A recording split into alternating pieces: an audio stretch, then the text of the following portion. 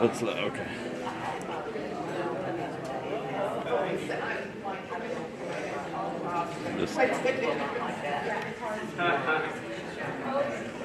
So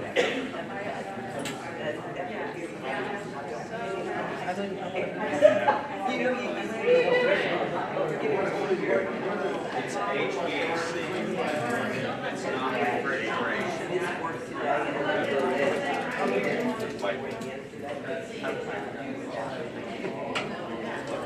They got that freight.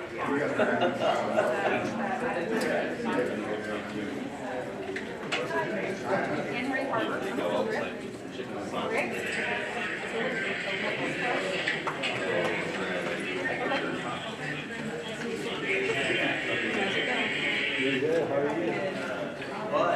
how you doing today? So were you were out with the family? Yeah. Got all the basic guys here. I think this is going. Good, good. Where are they from? I kind of figured it was up from around here because of the accent. So. Oh, yeah. Have a seat.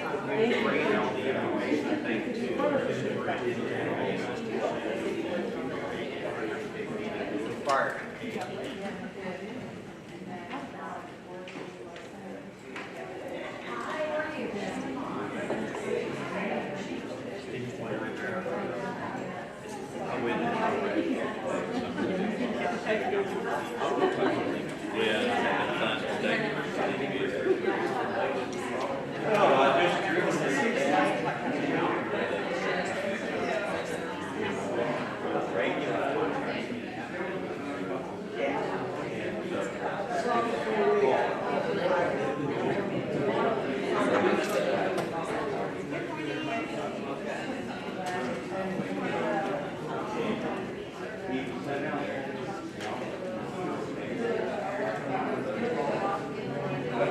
Mic check. Check.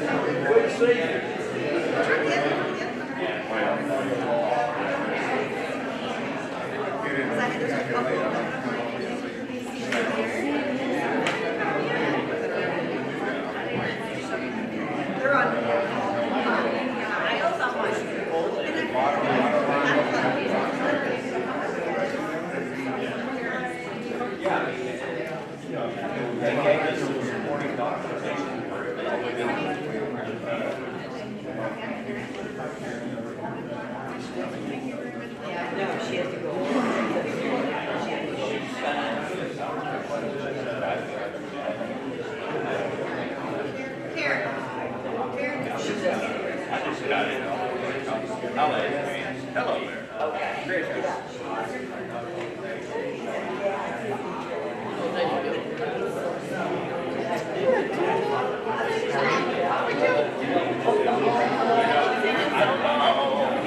My favorite, Andre. I see you got beer going. Yeah. So how about trip? I got you. Hey, isn't it that?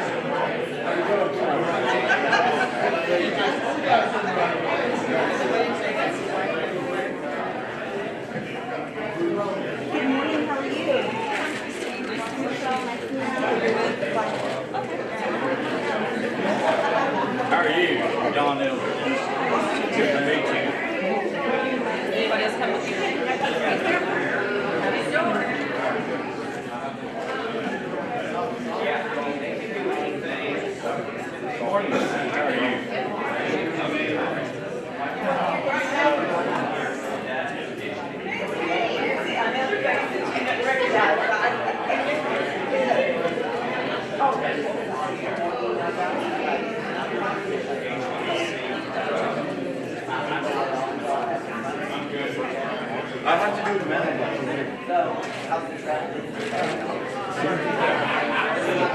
Touchpads aren't working yet? Nope, not. Hold up. Now input 5 and it's going to 3 and 4.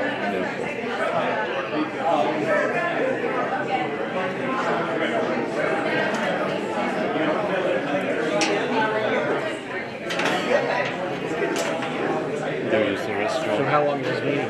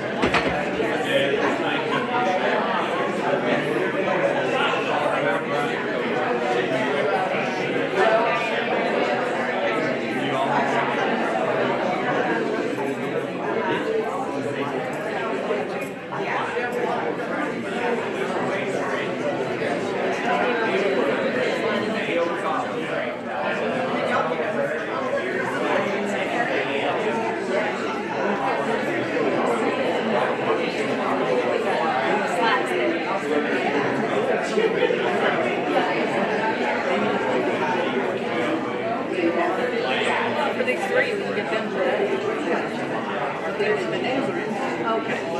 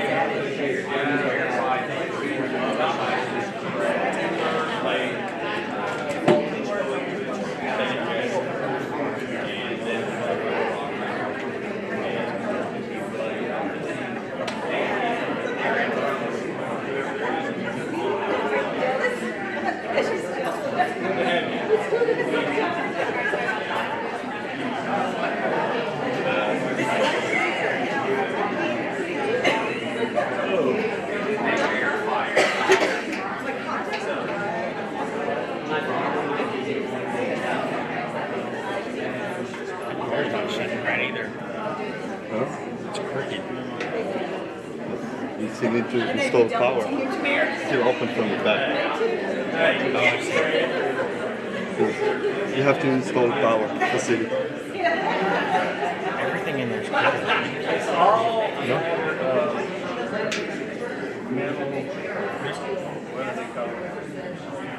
It's just the way the door looks.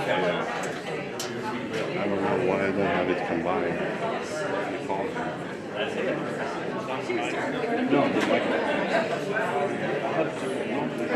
It told me, you see this? If I have this on both together and I combine the room, it means combined. I think Why didn't Troxel do this one? they didn't want to do it.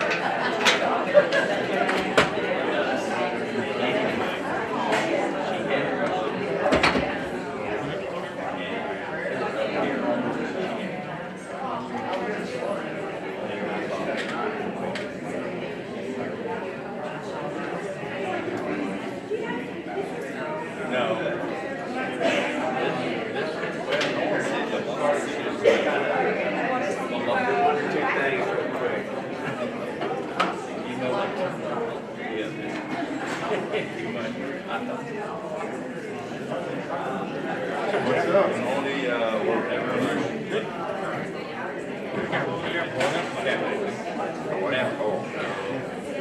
I've been at home, I was listening to it. There's no way it's gonna do this again. Even the announcers on radio were like, really, he's actually taking a slower walk. He's trying to slow down and pace himself, but then he got ahead of himself the last game. It happened the third time in the season. Somebody else in that station, he already said he's going to a four-man rotation right now. And hopefully finally gets an odd man out. I mean, if he's your weak link, that's pretty good. But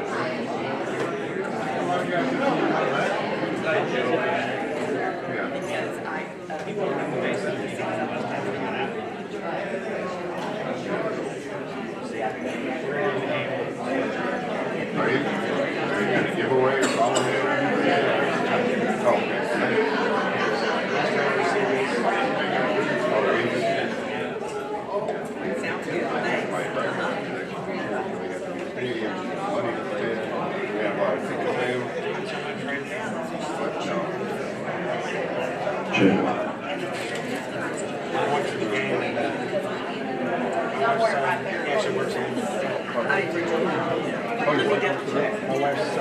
Oh, okay.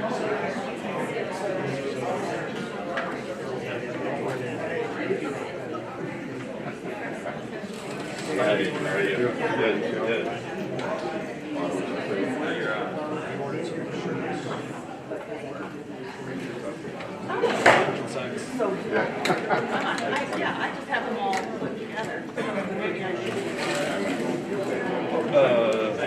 Jim just got the Houston game last night. Oh, man. Laugher, wasn't it? I don't know what's. I think he's got to go. I think he's just got to.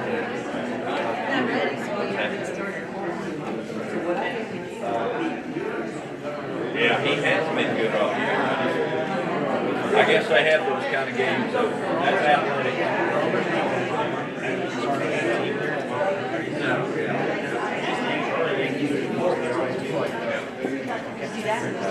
Yeah. He didn't see a thing. It's like, It's not pointing towards me. So, yeah. he always likes I called him and said, yeah, I know.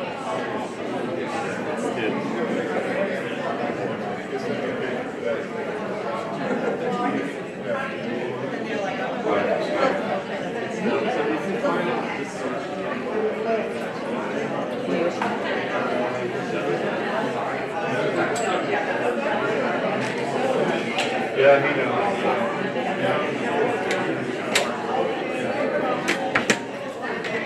Okay, we about ready to kick this thing off? Got anybody else in the hall back there? Let me go see. But the one he's going to use.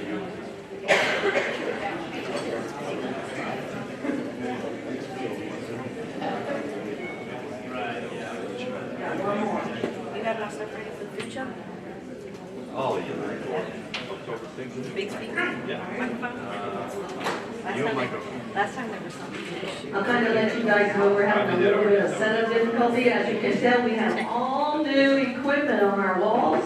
Guess what? They don't all work yet. So I think one side of the room will be able to hear us real well, depending on which microphone you're using. And the other side will be kind of, okay, let me hear that. Hopefully we'll be loud enough for y'all to hear you. I want to welcome everybody here to Choice Partners, Harris County Department of Education. The first question is, Choice Partners is Harris County Department of Education. We are not a nonprofit, we are not a third party, we are not for-profits, anything like that. We are Harris County Department of Education. Just want to get that out of the way. We have a few protocol and housekeeping things to take care of, so let me go ahead and take care of that. First off, we do not have a planned fire drill today. It is our practice here at Harris County Department of Education to inform attendees of our safety protocol for each meeting. First, there are no planned drills today or tests of our emergency alert systems. Should you hear an alarm, please take it seriously and take the nearest exit out of the building, which will be down this hall, and out the glass doors right over there. You'll go into the parking lot, follow the sign that has Choice Partners with it. Unfortunately, you're gonna have to walk to the other end of the building outside. But just follow and we'll get you there. Somehow or another, we'll take care of Mr. Crutch's man over there, I don't know. And briskly walk, we'll take the sign-in sheets and then we'll account for any missing people. Done deal. We had somebody burn popcorn the other day in the whole building, had to evacuate at 7:30 in the morning. Thank goodness it was 7:30. The other thing I need to take care of, we've got coffee and water in the back. We know everybody has business to take care of, so if you'll just mute those phones for us, I would appreciate it. If you need to, you can just step out back, out these doors and toward the glass doors is a restroom. I don't need everybody going that way. There's also a restroom down the other side if you needed to go that way. So they're pretty handy, and hopefully you can take care of yourself. Without further ado, I'm Joanne Nichols. I'm the Assistant Director here at Choice Partners. I've been here probably the longest at Choice Partners. There's one other person that combats me, and her name is Mary Coffey, and I'll introduce her in just a moment. But other than that, if you have any questions about Choice Partners, if you have anything you need to know, just let us know. We've got lots of people here to help you. What I would like to do first off is, today's September 11th. I'm going to make it through this. Today's September 11th, and I just want to take a brief moment of silence to recognize, remember all those first responders that we lost on this day so many years ago.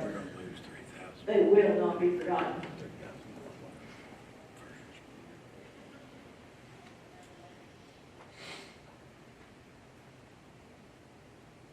Okay, thank you. Oh, by the way, everybody wants to know that's my view I get to take every day, just in case it's not legible on my thing. That's the view. Okay, first off, we've got a crazy group around here, but here's who we make up. This is our relaxed fit day whenever we were at our retreat. I'm going to slide through these real quick so I don't have to bring each and every individual up, but this is our staff. First off, it's me. I'm over the commodities and the construction, so anything that does not relate to food is me. Trisha Prestigiacomo does all of our food now. I made it through.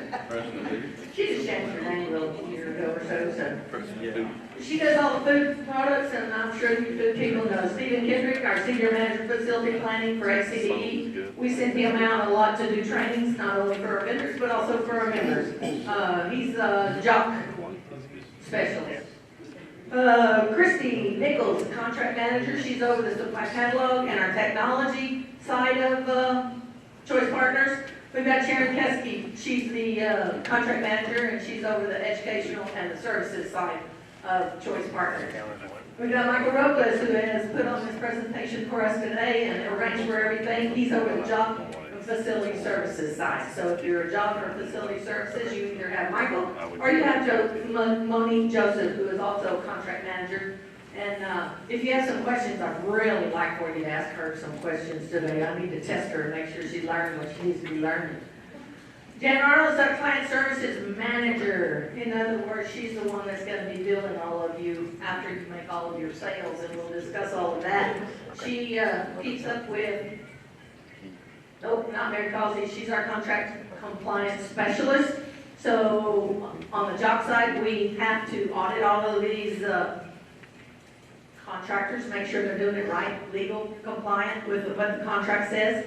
So she does a review on everybody once a year. Lori Street, she's also ship contract coordinator, but she does it on the food side.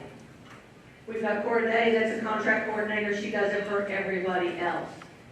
We've got Arlena Kyle, she's one of the billing specialists. She mainly works with Karen, a little bit with Christy. Yvonne Johnson is general office clerk. She's the one that helps us mainly with her bright and shiny face as you walk into the entrance door up there at Choice Partners. We've got Doris, she's a billing clerk and an office clerk over the food with Tricia. I tried to say Preston Giacomo, but God, that's too long. Okay, we got Kay Morris, she's another billing clerk. We've got Joanna Redden, she's another billing clerk. All of these are under Jan Arnold. And then we've got Chandra Powell, who is our contract clerk. Janet Walks is our client engagement membership manager. So if you need help with membership questions, any of your marketing type stuff, Janet's going to be the person that you go to. We have our field reps that are also in the back of the room. I do not have a picture of them, so the ones that are here, if you'll please stand up. I've got Don Elder in the center of the room. He's been with Choice Partners since I have, so he knows a lot about Choice Partners. We've got Anne-Marie Harbor right here in the center of the room in the purple. She's also a field rep that's out there to help you guys, help our members, help in any way that they possibly can. Fred's up in Dallas, and Philip Vasquez is up in Dallas. They kind of split Dallas and Fort Worth in half and kind of work their way out. Jeff Drury, he's the head of this crew, poor baby. He's been here about 4 years, so hopefully he's not too wet behind the ears anymore. And then that's us. We're crazy, but we do a good job. We want you to love us. We want you to come to us whenever you need us. And even if you don't need us, come to us anyway, okay? And without further ado, I'm going to introduce Mr. Jeffrey Drury to come to the microphone. And of course, he's not in the room. Oh, there he is. All right. Thank you. With friends like that, huh?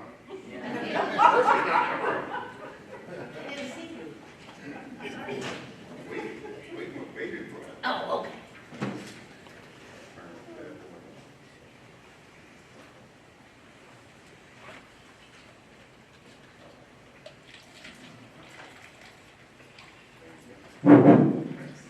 It is, I think it's stronger over here. It's only over here. One in every crowd. Okay. Hello. Everybody's good with that? Oh, yeah.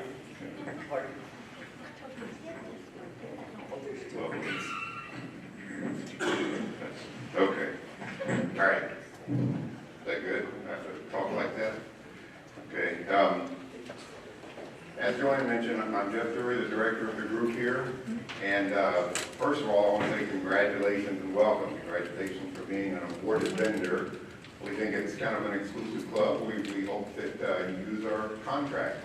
I like to use the analogy, one of the first things is, you know, like if you go into your freshman class in college, you say, look to your left, look to your right, somebody may be there, may not, whatever.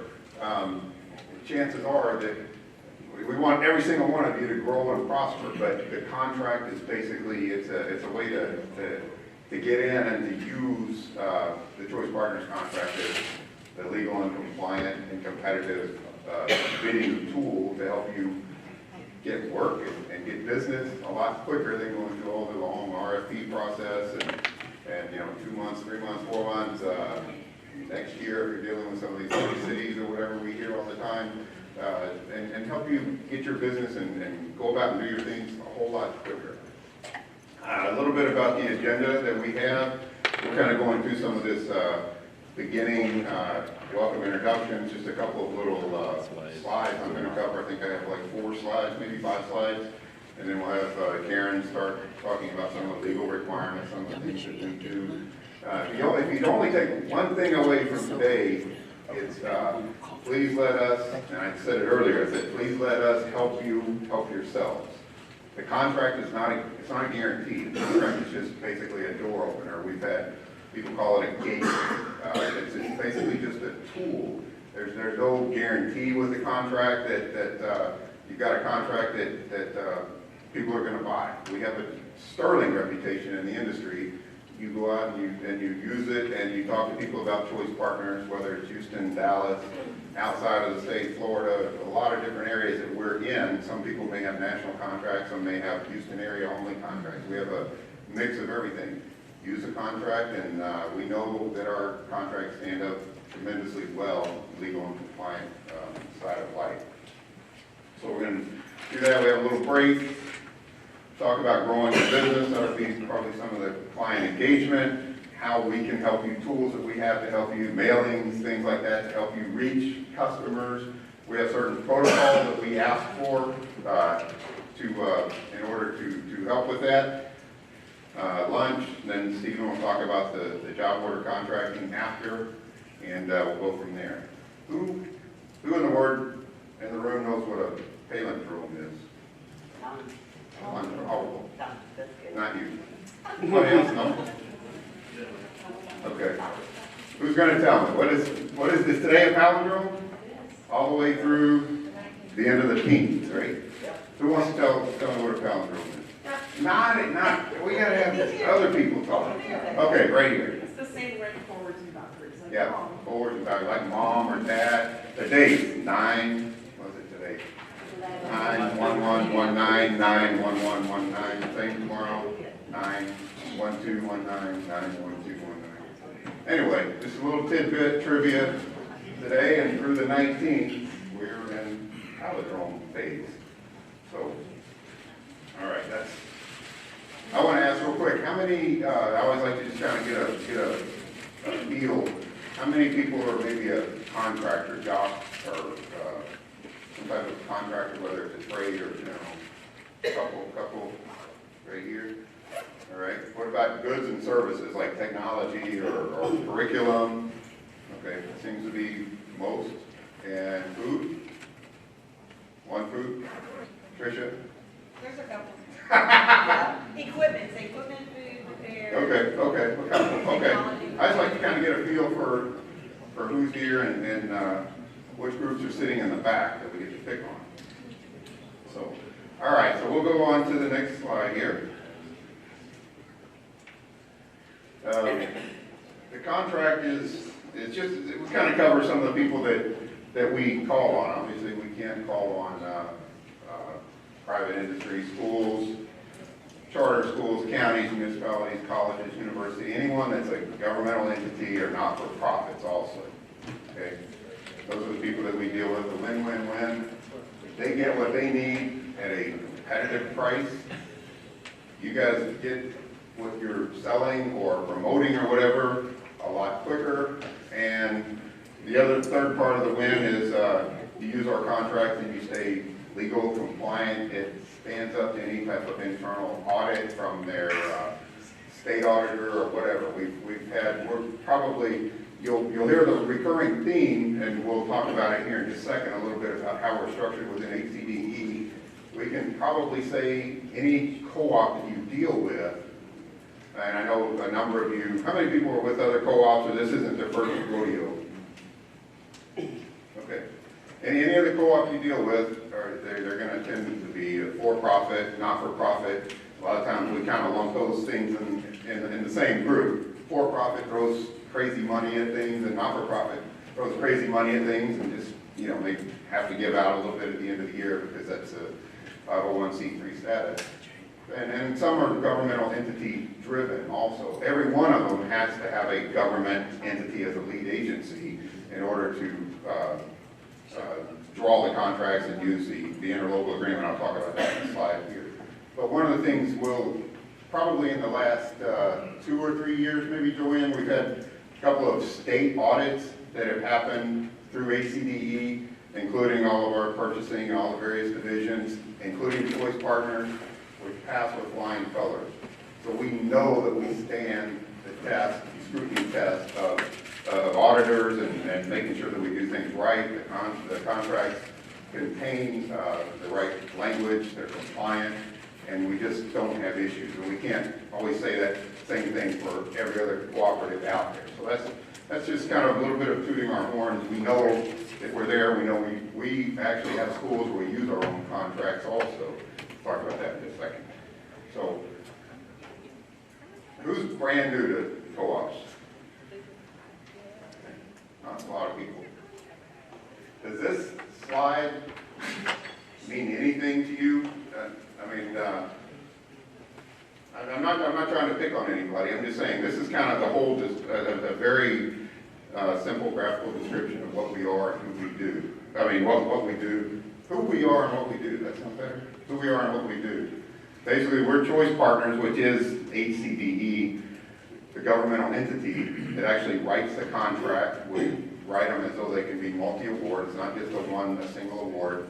So We have a scoring criteria. We basically follow what the state guidelines are, with price being the highest component, but it's not a disqualifier also if you're not the lowest price. And we have contracts, we sign interlocal agreements. I don't have a pointer, so I'm kind of pointing with my finger. Along this left-hand wall, we sign an interlocal agreement with what we call the CP member, who that's, whatever, HISD or City of Houston or City of Dallas or whatever. We basically sign this interlocal agreement where they can use our contracts. And so we have 650, 700 contracts at any given time. Sometimes they go up by 50, down by 50, whatever. And so people use our contracts to make their life easier. I always use the analogy, it's like a book on the shelf. They're sitting there trying to get something done, and they go, oh, well, let's use the Choice Partners book or even another co-op book. Let's open it up. Let's take their contract and let's buy what we need to buy instead of doing this RFP that takes time and money and costs a lot of money. And so they use our agreement, and they're basically using you guys in the room, the awarded vendor, as their supplier. Now, don't get me wrong. A lot of the times you have a contract with us, but a lot of the school districts or cities or whatever, you're going to have a separate vendor package that you may have to fill out. So this contract is not going to be, a lot of the times, all that you need to sell to someone. So you've got to go out, you've got to talk to them, obviously, create the interest and or need for your goods or services. But almost all the time, I should say all the time, you're probably going to have to fill out some type of vendor packet separate and apart from our contract to sell to these folks. There's a fallacy. Sometimes people are like, well, I've got this contract. You should buy from it. You got a contract with them. They've got their own internal purchasing and payment systems and things like that are totally separate from us. So, and then, so basically, the other thing, I got to keep doing this. I should have a pointer. You have a pointer in your hand, sir. Is there one in that little, Yes, sir. The little red button. I think you double. Okay. So basically, and then we let you guys, the CP member, the school district, the city, university, whatever, issue a PO to you and just go about your business. We don't want to get in the middle of it. We let you sell, get going, and move on down the road. We do ask for a lot of reporting. We'll talk about that. That's also part of the contract. But the one thing that we want to emphasize is we just let you go and do your business. A lot of the times, the PO, job order, and or contracted services agreement, I'm not stealing Stephen's thunder, but contracted services agreement is something that we highly recommend on a lot of the contractors, whether you're a trade contractor or a job contractor, buying between you and that entity. That doesn't involve us, but it will stipulate a lot of different things that may not be in our contract because our contracts are written very generally. They're not written for a specific city, and they may have different requirements and things like that, whether they're insurance or whatever. So, okay, this is almost just kind of a little bit of reading. HCDE is located in Harris County. It's been around since the 1880s. Harris County Department of Ed. The county departments of education preceded all the ISDs. Everybody knows Dallas, Arlington ISD, HISD, Katy, Cy-Fair. There's 254 counties in Texas. At one time, back in the 1800s, there were 254 county departments of education. 253 of them are gone. There's one left, and it's us. And so we've been around since the 1880s, and we've predated all of the ISDs that you guys know and love. We're a governmental agency. There's 1889 date. We're also a taxing authority. One of the things is we have a tax rate. If anybody, I would imagine a number of you live in Harris County. If you look on your bill, you see, whether it's a MUD tax or a Harris County tax, city tax, wherever you might live, school district tax. You see a little bitty item on there, and it has a tendency to run, I don't know, $10 a year per 100,000 valuation of your house. It's not much. So, but they do that, and that helps helps fund some of our various services. Last thing I'll talk about is people are like, what is Harris County Department of Ed? They're were 254 of you to begin with, there's 253 gone. You're still left, but we've got HISD, we've got Katy, we've got, you know, I don't know, Channelview, Sheldon, all these school districts out there. What are you guys doing? You're not a school district anymore. Well, this is kind of what we do. We have a number of Head Start programs, we have a number of after school programs, therapy services. One of the stats with therapy services is some of the large school districts in and around Harris County, HISD, Katy, Cyfair, 100% of their therapists, whether it's diagnostician or I don't know what the various therapy services are. There's 2 or 3 or 4 main ones. Occupational, physical. Physical, occupational, speech, there you go. We got some therapy whizzes in here. Anyway, 100% of theirs goes through our HCDE therapy services.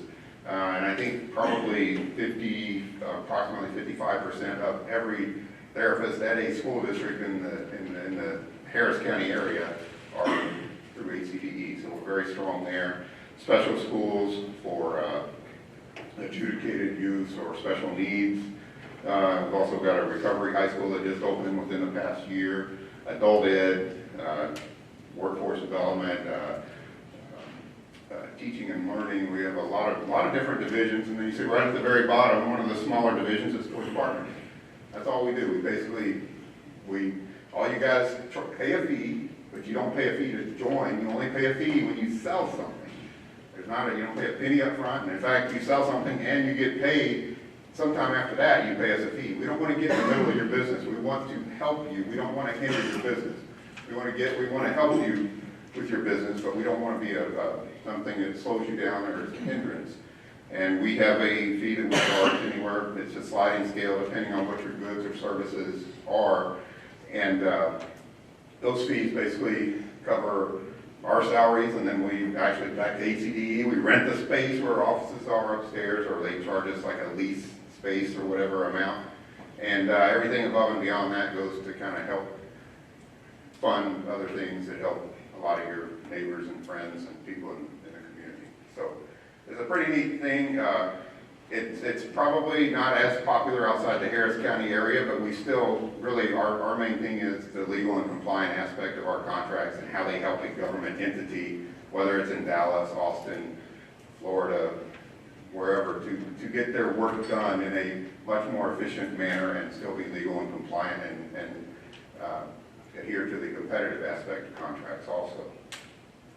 So with that, the word legal, Karen is standing up. Wait, before she stands up, there's 2 things I want to mention to everybody in the room.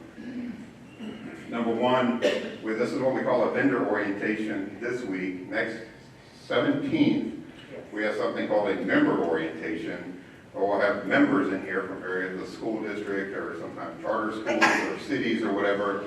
And we're basically doing something similar, but we invite a few vendors to come also. If you would, if you're interested in something like that, maybe talk to Karen about that. And then secondly, our annual vendor show, which is, I mentioned to a couple of different people, it's at the Bayou City Event Center south of NRG on October 25th.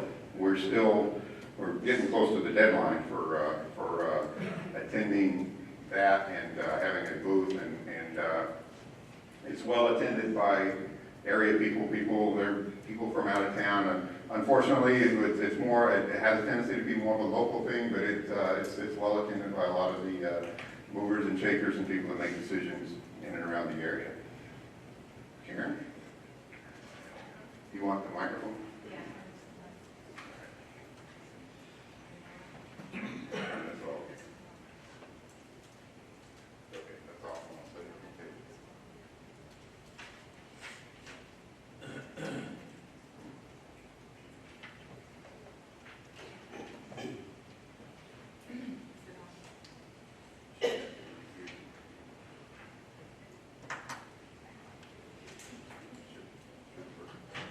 Hello. Yay. Okay, I am wearing lace today because that's the theme, kind of a luau beach party theme for the vendor exhibit coming up on October the 25th. If you have not already registered for that, I do have the sign-in sheet back here. you can give us your email and we will send you a registration packet. That's the one Jeff was just talking about. We have a nice big space. We reduced the fees this year, so it helps you fulfill your obligation to attend events, conferences, and you get great contact with our members. We have added something new on that this year. We are having well, we had 3 levels of participation. We have a silver table, which is $300. We have a gold table, which is $600. And then we have something this year is called Gold Plus. That involves a dinner the night before the event. You get great contact, face-to-face, with our top decision makers in the purchasing world and facilities world. So if you are interested in that, I'll be happy to give you more information. Also for our event next week, we do have a few more spaces left. Those tables are only $150, so it's really easy to get in, have face-to-face contact with our members who are attending the training event. So we do have some options for you coming up really soon. And all I need is your email and your name, and we'll be happy to send you the registration packets for those 2 events. Now, the law. So serious, right? Well, we take care of the serious side of the law. We have a legal team that works relentlessly on our behalf and to protect our members, to make sure that our contracts are legally procured, so that when you are out and about talking to our members, you can confidently represent your contract with Choice Partners as a leading contract. So we cover all aspects of federal and state procurement law. And so you can rest assured that you are with a good group that has your back. So I also want to tell you too that before I came to Choice Partners, I was a purchasing director for almost 20 years for a school district in Central Texas.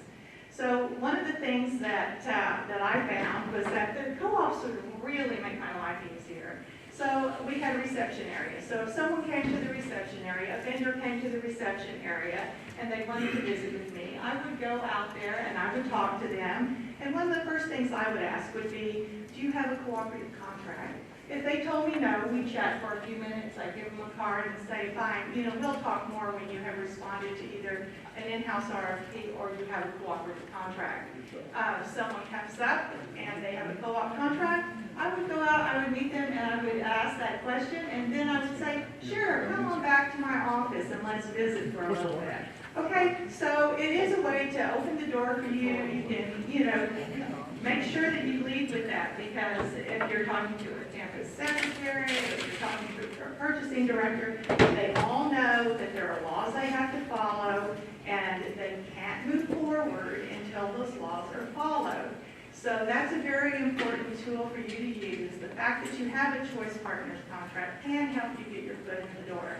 Now, that said, I want to mention something about the law. So we have federal laws, we have state laws, there are also local laws. So if you come across an entity that says, oh, we have to get 3 quotes or whatever, just keep in mind that if they may have a local policy, and the law, procurement law, says that they must follow the most restrictive policy or law. So, so they may be meeting all the general procurement criteria for the state and feds, but they may have something locally that would require them to get quotes or something like that. But you can determine that when you talk to them, and in most cases, you'll be able to go ahead and get that PO from them right away, because you have a legally procured cooperative contract with Choice Partners. So, our contracts cover several different areas.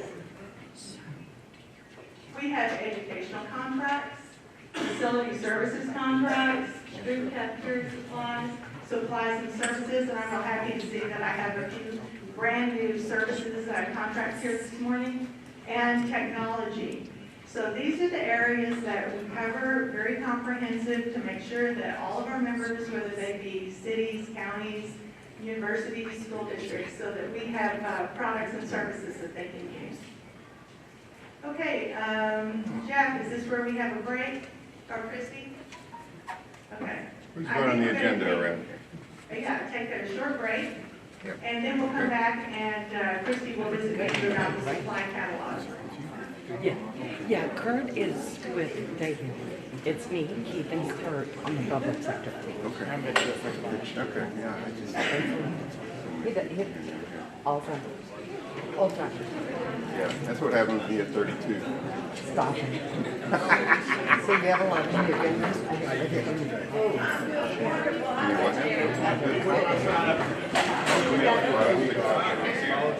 Bring your cup. Wait a minute. Like, go ahead and get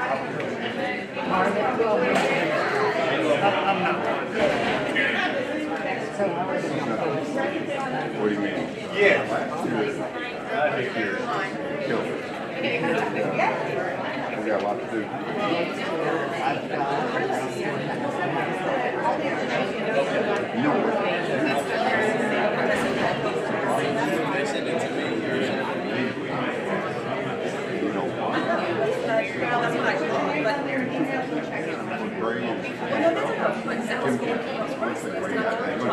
Elementary school, yeah, great answer. That's why I sent it to you. Every part of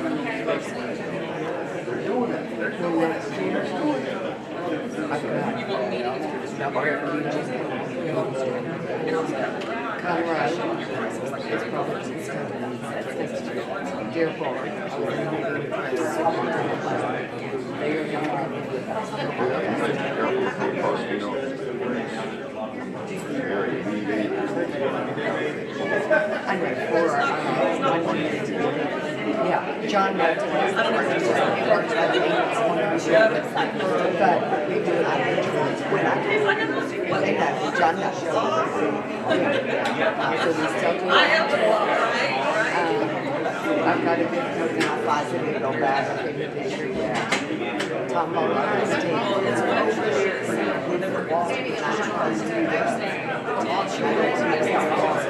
When you get through there. The only lot of examples. 20 minutes. Did y'all meet Julie? Did y'all meet Julie? Once I get that back from you with the pricing. Okay, Julie's my contact. Anne Marie. City of Pearland, let Julie talk for him? Okay, good. You know, They're looking at yeah, but she's copy really of pretty him. good. We had it last go round and they chose Eureka, but I've got the account now and talked to her right now. I think that we probably helped, I wasn't there, but it probably helped in that team choices and our contracts and blah, blah, blah. Good, then I'll mention that because I've got a call. Just last week, right? Or a week, 2 weeks ago. Julie's really in the She's co-op, yeah, she's really pushing the co-ops now. And her I people, got all his contact information. and not the Rico, and what are they, I don't know. On the, whoever, yeah. And it's like, no, those weren't anybody. And she really likes choice, and she wants us to come back out and do another training, and so, I think Yeah, we've got actually, Stephen paid fairly in taxes, so I mean, that helped too. Good, okay, like I mentioned. Yeah, so the next one y'all talk to, I know the company. I didn't do it. The city of Pearland No, City of contract. Pearland, they're getting ready to present. You know, these two and Joanne were out there, yeah. Yeah, Julie's a sweet one. She is a sweet one. So Joanne did a lot of website training, and they only allowed her a few minutes of speaking, and they're like, do that much. Yeah. Julie probably does. I know Julie. Yeah, because she'd always tell me, can you bring us some really good looking Excuse me, is this a beauty pageant? Is this You didn't ask me, but I wouldn't have brought you. Hey! You know, when you deal with women, you take a guy. And when you're dealing with the men, you make sure there's a female. I didn't know you had that. It works, doesn't it?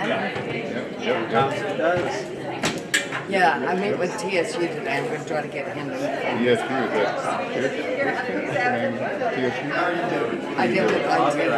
Oh, just didn't go over quick. I deal with IT.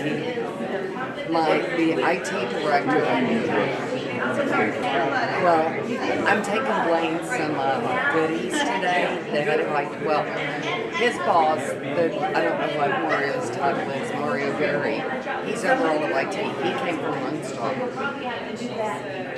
Blaine Keener, my contact, was my biggest advocate with Lone Star, so he has brought me to do some stuff with them. And it's a joke. He's like, white people. White people what? Will get it done. Because a lot of times he's had somebody else because I was like, it's going to be my sure thing to see.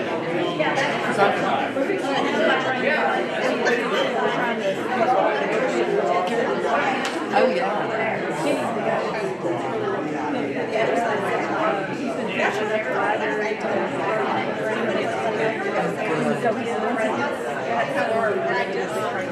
Good. Liberty County gave me the first one. Liberty County. I mean, the only reason, because back in Greg Lookerball days, he and Stephen and all them went out there. Yeah, well, I'm dealing with Harold. We had talked about that before. Okay. Harold said, and gave me my first order. I'm going back next Wednesday. Good. It's going to be staggered because they have so many contracts. I've been trying to get out there. I'll be out there. We have a meeting on the 18th. Harold is Well, very yeah, I hard. could use it. You might live in one of those $5 million houses. He's the richest. Yeah. He used to be the auditor. But once you get funded, he moves quickly. So I'll go down there. It's like, okay, they have their contracts are horrible. What is it? And they're now being serviced by Xerox companies. Yeah. Why? We don't understand, but I'm going in replacing. But so many departments have signed their own contracts. So I'm having Dinners. That's a few dinners. But I remember my first order last week, so I'm moving in the right direction. You need to get out and see him because he is really too. What you been doing? Is that better? I think the roar of the ring is just a little loud. I'm Christy Nichols. I am a contract manager. I write the technology contracts and I also oversee the supply catalog. The supply catalog is a 2-year hard bid line item RFP that we go out for just commodities, not services. So items that a school district or university can like have on their warehouse shelves to be able to keep stocked at. This is your checklist. So whenever you responded to the RFP or someone within your organization responded to the RFP, went through the award process and were recommended for award, and now congratulations, you're here. Whenever you do your contract, you can promote to members, clients of your members of ours, whether they are current members or future members. There's no membership fee for a client of yours that's a nonprofit organization to become a member of Choice Partners and be able to utilize your contracts.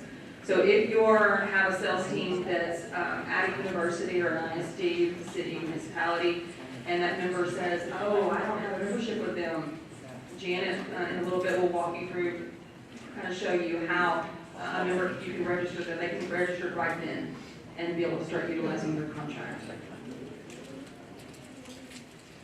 So whenever it goes to the procurement side, the entity that you're doing business with is the one that makes the selection of how they want to procure your goods and services. If they want to use Choice Partners Cooperative or their in-house RFP that they have written, or a different cooperative. But if you're wanting to push the Choice Partners Co-op, then you would make sure to let them know, do you want pricing for your Choice Partners? Because your admin fee, which Jeff had said was on a scale, is supposed to be included in your pricing. It cannot be a separate line item. So you need to make sure that your salespeople know when they're out there talking to clients that that admin fee needs to be included in whatever price that they're presenting them and quoting them. When you do issue a quote to a client, make sure to reference your contract number. It will be, you know, 18 or 19, that depends on what year we write the RFP. And then it'll be another 3 series, 2 initials, a hyphen, and 2 more numbers. So whenever that district does that purchase order, they also will have that contract number on their PO. And whenever you invoice them, that's also on your invoice. So whenever they're audited every year, they're able to have a clear paper trail that shows that contract number following that all the way from the beginning to the end. And trust me, those ISDs appreciate that. Formerly, I was purchasing director for Galena Park ISD before I came to Choice Partners. And as with Karen, we utilize the co-op quite a bit. Jeff already talked about what your admin fee covers, our overhead, and we turn around and give back to Harris County Department of Ed to use for the different services that they do provide the county. Once you have to send in your reporting, if you have a supply, a commodity, or a food, you have to submit this Excel spreadsheet with sales regardless of sales, even if you have 0 sales, on a monthly basis. If you don't, we do send out reminders on the 15th to everyone, even if you have sent one in, to remind you to get that sent in to us. That is what we invoice you off of. Now, when we do our member training, we encourage them to send their purchase orders to us that they have issued to you. So our contract clerks that were mentioned earlier, they combine the 2 reports, the usage report from the member and the usage report from the vendor. And then we cross-reference it. So if a district is sending us their PO and you're sending us something saying, oh, I have no sales, your contract manager is going to look at that and be in consideration whenever you go for renewal that you're not being up and honest about your contract. You're trying to get away from paying your admin fee. So that is something we take into consideration as far as the time of your reporting, how much you report, if it's accurate or not. Sometimes things get skipped. You have lots of salespeople out there and someone forgot to turn it in. We get that. But that's why we have this check and balance that we do. Then we send you your invoice form. Now, if you're on the job side, those are by job or by project that you would send those in. And same thing, we have them, the member giving us that information as well.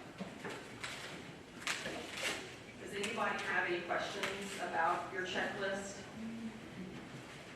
Yes, ma'am. I just wanted to get on reporting numbers because I'm one of the ones that haven't tried to figure it out. So even if, we're a manufacturer, okay, so that, so we have none, and then I saw there was a section underneath that and it says essential. So we put the, I'm just trying to figure out. Yeah, if you do, especially with technology, whenever I write technology contracts, if you're working with a school district or a client on a project like that, that's not a job project, but it's a commodity project, and you know it's going to take a month to implement everything and for you to get all the paperwork back and all that, then you can put that on there, that, you know, a pending sale with so-and-so. We don't want to invoice you off something you haven't gotten paid on. So whenever you do these reports, make sure that you have gotten your payment from the district. It's when it's completed, yes. And we do on the commodity side and food stuff, commodity side, we do invoice you quarterly. So it's not monthly that you get invoiced from us on your admin fee, it's quarterly. Yeah. I just had a real quick comment also on the reporting. On the reporting, yes, we want you to report, we want to send that invoice out and get some money from you quick. But outside of that, there's kind of the legal side also. If for some reason the university or school district or city or whatever did not send a copy of their order in to us and they get audited and somebody goes, oh, well, it's Choice Partners contract, they come to us, we say, oh, there's no record of it because we didn't receive the report in from the vendor. Well, when that happens, all of a sudden, the vendor is never the one that's responsible for the compliance for the members' side. So if for some reason, you know, they get audited and the Choice says, oh, we don't have record of that, all of a sudden, the way this all turns around is it's kind of egg on the vendor's face because we want the vendor to report. If we don't have records, the member's the one that gets in trouble. And how many in here think that they're gonna go right back to you and send all their orders in starting the next day back to you through the Choice Partners contract if they have those kind of issues that somehow they get audited or whatever? Probably So not, basically, it probably wasn't not in gonna happen. compliance, Right. according to their auditing purposes, if you didn't pay your bill. Right. Good news travels fast and bad news travels fast. So that's the other side of it. It's a legal and compliance side, outside of just the billing side and making sure that all the activity is reported and captured. So that's just one thing, a little caveat that we talk about also. We love our vendors, but we really love our members also, and we want them to be legal and compliant. If we don't have an avenue to go into our records and say there was activity, then we can't tell them, yeah, there was activity. And so a lot of times it'll come back to the vendor maybe not reporting. Yes, so our project takes, project in progress, right? So let's say we can buy something else. So we sell something today, and we report or bill 1 year for 6 months, right? Right. Do we report it initially with the sale, or when we bill it when complete? No, we don't want you to tell us about it, and your contract person that handles your invoice will probably contact with you on that. If you say, estimated time, estimated finish time, 6 months out, or whatever. I mean, they'll look at that. And I guess my question is, when they're reporting to you, performing, you're saying it's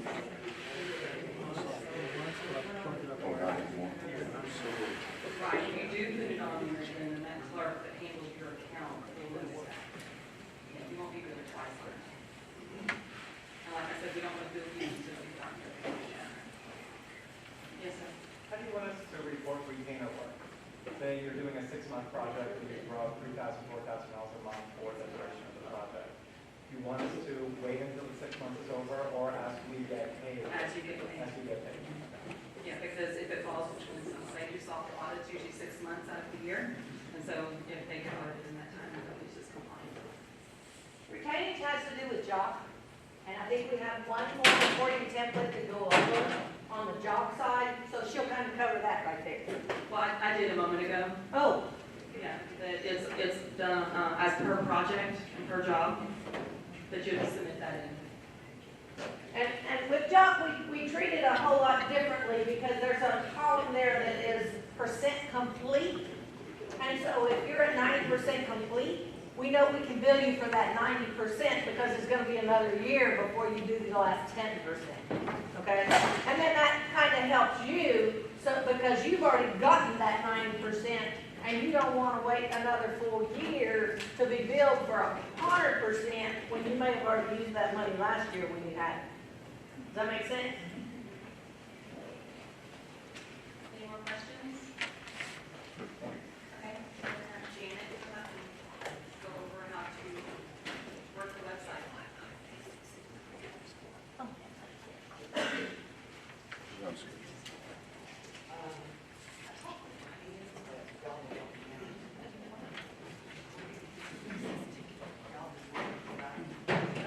Howdy, I'm Janet Walks. I'm Client Engagement Assistant Director. And so what Client Engagement for me is we're the marketing arm to support Choice Partners, the division of Harris County Department of Education. So I've just got to stop right now and go, I am stoked. I'm excited. Y'all are one of the most active groups that we've had in a while. So I'm really hopeful that you want to get started and use your contract to the strength that you can. And I will just give a shout out now. I've had contact already with Kim and with Fawn, and they've reached out to me as new vendors saying, what can we do to use our contract, how to get started, and that's who I am and what I'm here for. So recognize me and let's get started. We've already worked with another vendor that's here as well.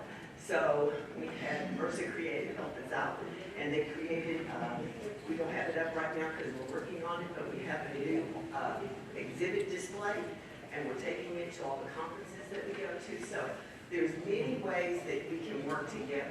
The other thing I want to say is it's important for you to, at lunch or when we have another break, to talk to the people that are beside you, because it's okay to network with vendors that are already awarded Because you might have something that's very complimentary, or you might have an opening that says, wow, I can do this far, but I can't do the other piece, and there isn't a one vendor. And that way you completely satisfy the member's need, you keep it in-house, you work together, and then we're always here, choice is, as your ombudsman, to keep it moving forward. All right? Sound real positive. So one of the things we want to talk about here is how you grow your business and how you begin. And one of the things we want to say is that we do not do your cold calling for you. Please don't think, as in the past there's been a few vendors that literally thought once they were awarded they would start having all these leads just fall in their lap and phone would ring off the wall. A co-op's job is not to do that. We're here to pave the way, to open the door to an area of customers that you might not have had in the past. So let's clarify, in case anyone doesn't know, our co-op can only have members that are governmental entities or nonprofits. So that's schools, counties, municipalities, universities, anybody that's a not-for-profit. So watch the private schools you work with. If they are not already awarded or made a member, when you start doing business with them, ask them up front, are you a not-for-profit? Because there are a few private schools that are for-profit, they cannot become a member. So it doesn't mean they can't stay your customer, it just means you can't use their contract. Okay? And if you have any question, you can call us and we can help you clarify that this way if you've got it. So we want to know, another thing we want to make sure that you know is who is your contract manager. Please do not leave here today until you have personally met your contract manager, because they're going to be one of your best contacts for moving forward, how to get started, and as I'll show you later on, if you want to use some of our marketing services, you have to contact your contract manager first, and then they'll put you in touch with my division, okay? I mean, it's no stopping you from growing, but it's kind of the chain so that we make sure everything is done well. So, members versus non-members. In the packets that you received, you possibly got a list of members already. I didn't quite see everything that you got. If you don't, I'm going to show you where you can get that list. It's at your fingertips at any time, so you know who is a member. But let's make it this. When you go out calling, if you come against someone or come into contact with someone who is a non-member, but they are a governmental entity or a not-for-profit, you can still talk to them. You can talk to them about your choice contract, but they must execute in the state of Texas an interlocal agreement before you progress. Now, just folks basic over here, they're out of state. I don't know if there's anyone else here that has been awarded a national contract with choice.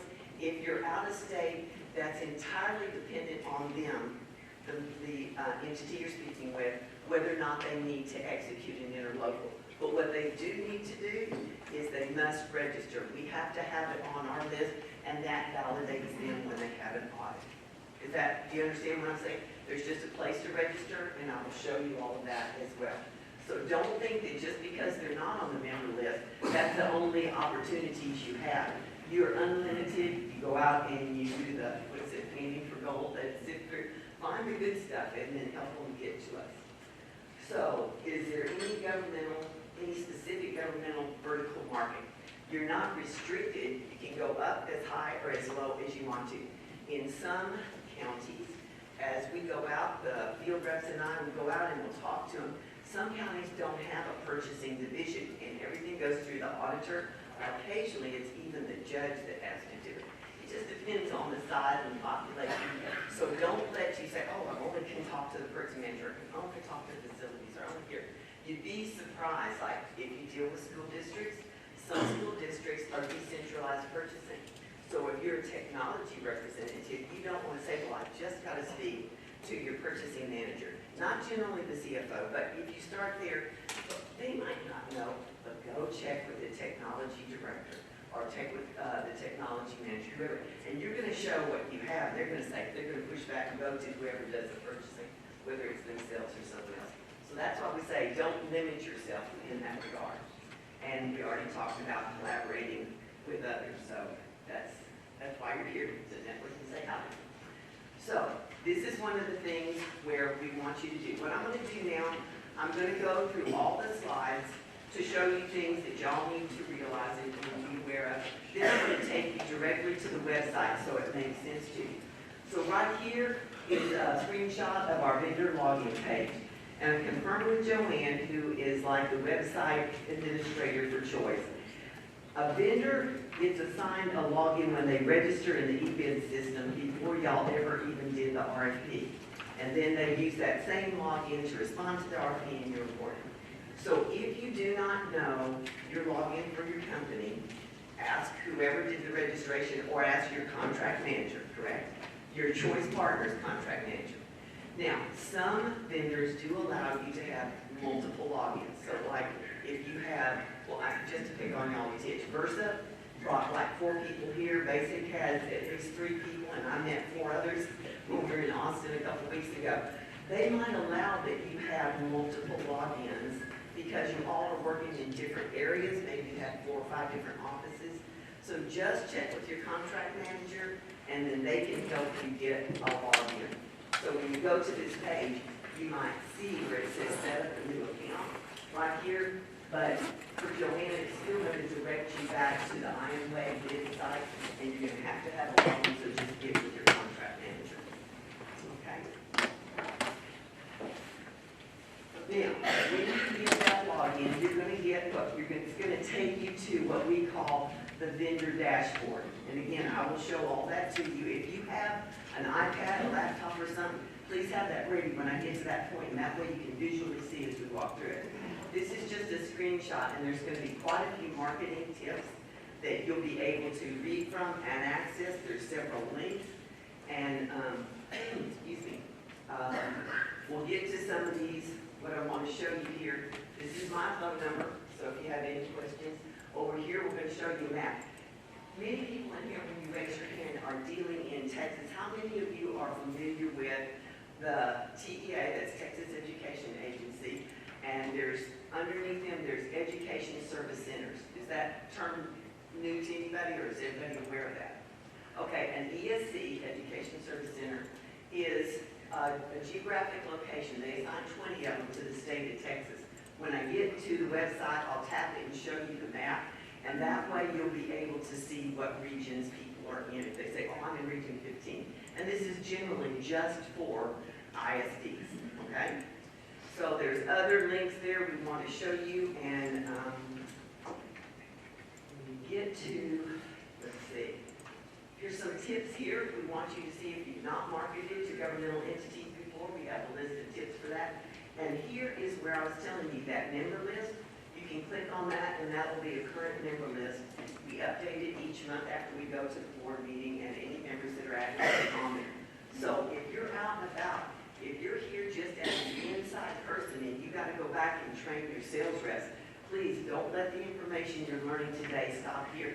Trickle it down to everybody, because when I'm out at conferences, I will meet people in exhibit booths or our vendors, and they're like, I never heard that. Well, I didn't know that. I go, well, come to vendor training, that's the beginning. And then otherwise, I ask y'all to take back to the office what you're learning. So they need to know where they can get a list when they're talking to somebody, or before they make a cold call, they go, gee, I didn't know ahead of time, or they or aren't they a member. And then here, when you click on this button right there, that actually gives you our current awarded contract list, and that is in your packet in front of you. I don't know if you have yours out. Just want to be sure they can see. I thought I saw somebody. This is the member list. Did they get an awarded contract list? Okay, well, that's where you can go get it. So if you're ever out and you want to print a copy or put it in front of a prospective customer, you can say, this is the co-op's list, and here's where my company is listed. Sometimes it just lets, beyond credibility, it gives them that, phew, I can talk to you, and I can talk to you right now, because you're already vetted, okay? So one of the things we do after we go on this page, there's some other things in here I'm going to share with you, but I want you to come down to here. This is download the Choice Partner Seal. We don't call it a logo, this is a seal. A logo is something else that we have. For the vendor, we only have the seal. And I just had one on yesterday, or the day before, and she said, I need to get this on my website. We do ask that each vendor have it on their website and that it link back. And the best way to link back is not just to Choice's website, but to your own landing page. This is probably one of the only co-ops I know, and I used to be a vendor, and I worked with other co-ops, and I've never seen the support that a vendor gets that this co-op offers. So each one of you have your own mini website within our website. We call it a landing page, and that's where I'm saying when you put that seal on your website, and then you make it link back to Choice, link it to your specific page. Some of you are in categories where we had multiple awards. That's because we have members all over the U.S., even just Texas alone. What works in Lubbock won't work in the Valley. So we have options for our members, but you want them to go right to your site, not necessarily another vendor in your category, okay? If you have any questions with that, again, you've got my number and you can just call. So one of the things that isn't up here, and remind me if I don't get to it when we go to the website, you have the opportunity to be a featured vendor in our monthly newsletter. Now we have a spotlight opportunity and a featured vendor opportunity. As new vendors, you will start receiving monthly what we call our Leader's Choice. And in it, we put current news, we put conferences where we're going, but one of the things is an opportunity for a vendor to be featured. Now, featured vendor would be one who has worked with 3 or more of our members on different projects. It can't be one person with 3 projects. We want 3 or more members utilizing you that are willing to be interviewed and give me information back, feedback on the project you work with them. Then I write up the story, you have input, we'll interview you, you can read the article before we post it, get some pictures from you, and this is another way we freely support you with marketing. This would cost you a lot if you had to put out an ad in a trade magazine, or if you put it up on your own website, maybe not, but it does take time. We're willing to do this. Now, this Leader's Choice is posted on our website, so it's not just a one and done and emailed out. It's there perpetually to be seen by any of our members and prospective members, and it's just another good way to get advertising. So I will show you that when you go to the website. Now, we do know that some of your sales reps are going to be out there and they're going to run against or up into a prospective customer that is not a member. Do not stall the sale. Do not block that opportunity. If there is a governmental entity, a nonprofit that's a non-member but interested in you and willing to go through the Choice contract, you want to send them to this location on our website. And this is exactly what they see. It's, they don't have a login yet, but, oh, gee, sorry. This is for after they're a member. That's right. I've got to get this. This is where a member can log in and see your contract and the due diligence. I'll show you where you can send your sales reps to get a prospective member to sign up. And I just want to correct a little bit. Somebody had said earlier that as soon as they sign up, they can begin using this. That doesn't usually work in the state of Texas because an interlocal agreement must be executed prior to any money exchanging between you and that member. Everybody hear that? Because we don't want anybody caught through an audit. So if you got to the point where they're very, very interested, but they're not already confirmed as a member, what they need to do is just register and then download an interlocal agreement. I will show you where to get that. And as soon as they sign it, now the language of the interlocal agreement does state that they are an immediate member, but it's best that we at least get an e-copy. Have them email us a copy of it executed. That could take a week or 2 depending on if it has to go to a board or if they don't have the authority to sign immediately. But as soon as we get an emailed copy, and that will go to joanne@choicepartners.org, then they can, y'all can seal the deal and pass money and have fun. You can go to town and do what you need to do. But then we'll execute and ratify, our board will, to sign copies, and we'll do that later. This right here would be where a member would log in that's already a member. If they don't have a login, we set them to set up a new account. And you can have them do that pretty much while you're there. It takes us maybe an hour or so to confirm their login, but if they do, then they can immediately go to your landing page. We have your due diligence, which means all of the contract information we had to gather from you to be able to award you the contract. They're going to be able to see that. That gives them a lot of peace of mind.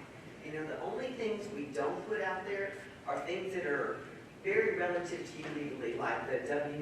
We're not going to put that out, but if a member needs that, we will give it to them.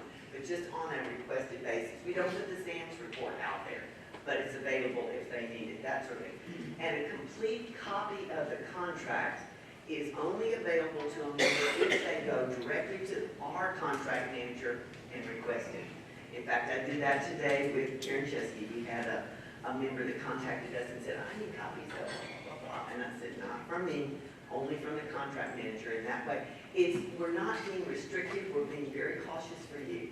This co-op protects the vendors as much as they do the members. And so it's a great way to get the information to them as needed. Any questions? I hope y'all are excited. I mean, y'all are really excited this morning, not so much now, but I'm stoked because it just puts so much power in your hands when you realize the tools that we've created for you. Now, what this picture is of a landing page for a company called Balfour that's been with us a while. Karen is the vendor, is the contract manager. But as you can see right here on that landing page, we actually have the words that say due diligence with a live link. So anybody that goes to your own landing page, and I would suggest that right now, log in now, go to your landing page and see your own due diligence. It's right there. The other thing on that page we want to be very sure of, so right here, this screenshot was taken if it's just somebody that's out in the World Wide Web looking around and they want to go to your page, but they're not a member, so they haven't logged in. When a member logs in, right under here, they're going to see access to who your main contact person is. Please be sure to keep that very current. We've had a few vendors occasionally that did not update that, and they'll put a person there and an email, and it just so happened maybe it was info out, and whoever was supposed to watch that particular email, they did not. And so you can get an actual cold call. Un momento, por favor. Okay. So you can get a cold call from a member saying, I want to check out your contract, but if that email is not audited, seen regularly, you can miss a very hot lead. The vendors cannot see the due diligence, only the members can. Ooh, so sorry. But that's why you have a contract manager. Did y'all hear what Christy said? She said, y'all, vendors cannot see it. I'm very used to being with the members, so excuse me. I was just thinking y'all could see everything we could see on the member No, side. because if they could, and they could see other vendors' due This diligence. is true. and I'm that's worried about that. But information. so, Other vendors have but to if you need any information on your own contract, you can get it from there. But at least you can see that the member can see it, and that's how they feel comfortable moving forward. Yes, ma'am. So would it be possible for us to get a screenshot for what is ours that you guys are presenting there? That would just be contract information your contract Your manager contract can manager supply. can email you that documents. Yeah. that's not a Exactly, problem. It's exactly. everything you submitted basically on your RFP response. Can y'all hear that? And that's what I was gonna say. You can have access to whatever was on your RFP response. It's just not visible, but then, yeah, the due diligence would be everybody that responded, and it's just a way to protect each other. Okay? But as you can see, it's a powerful website for both the member and the vendor, and it gives you the information so they can keep moving forward with their project. Okay, one more time here. Let's try this. Now, in your contract, it does state that you are to exhibit 5 or more times a year. And one of these things that Karen was offering you an opportunity, she had 2 opportunities coming up right away. One on September 17th and one on October 25th. But if you wanted to know other places that Choice is going that you might be interested in, this is where you can go on our page, go under About Us, you come down to, this is from the home page, it's About Us, Events, and then as you come here and do a drop down, you'll be able to see our last vendor orientation was July 16th, so that will be dropped off at everything that's coming up. And we're going to, Jeff and Joanne, is it over 30 conferences now per year, I think we're going to? And then some mini ones off to the side, so it would be about 50 places that we're exhibiting ourselves. Sometimes it's just regional, we have our field reps go, bless you, no worries. And other times it's big ones, like we had some of our vendors at NIGP, that was the national level. So you're getting exposure several ways. I'm out, raise a hand, I can't see. Oh, I'm sorry. Oh, you're back there. Yes, ma'am, this is Kim. Is it only if it's for choice exhibiting that it counts? Or No, ma'am. as long as we just do it? Very good question, and no, it isn't only where choice exhibits. We offer this as suggestions, but please don't let us limit y'all. You each have your own individual trade areas, and you know what would be best. So yes, it does count where you go, but if, when you go, he doesn't have one, looking to see. We will hand out today a seal, unless it's already in your packet. Thank you. So this is what we call the seal that we like to see on everyone's table. We even have the easel built in on the back. So all you do is just set it up on your table somewhere. And it's a way for people, their eye will catch that we're branding everything. See the wonderful look here, we got the other colors we got going on. And then when they come by, not only do they see that and see it together, then they'll go, oh, I can buy from them, I'm a member of them. But I will tell you this, when you're at conferences, we've done it so often, there are some people that attend the conference that aren't connected to purchasing to know, oh, I'm a member, I can use that. So don't forget to say, if you're a member, you can do this. Or you see them come up and if their badge says, I'm from the city of so-and-so, check your member list. Always take a CP current member list with you and then just look through it real quick, because try as we may, there's about almost 1,400 members now, over 1,400 members. So Don and I were just at the statewide event for the Texas Association of Counties Legislative Conference, and I'm like, oh my gosh, I thought I remembered everybody. But you come up and go, oh yes, you're a member. Did you know? Please get this to your purchasing, or get this to your auditor, or do something. So it's okay to have the cheat sheets. It's like there to help everybody. If they don't know, now you make them aware.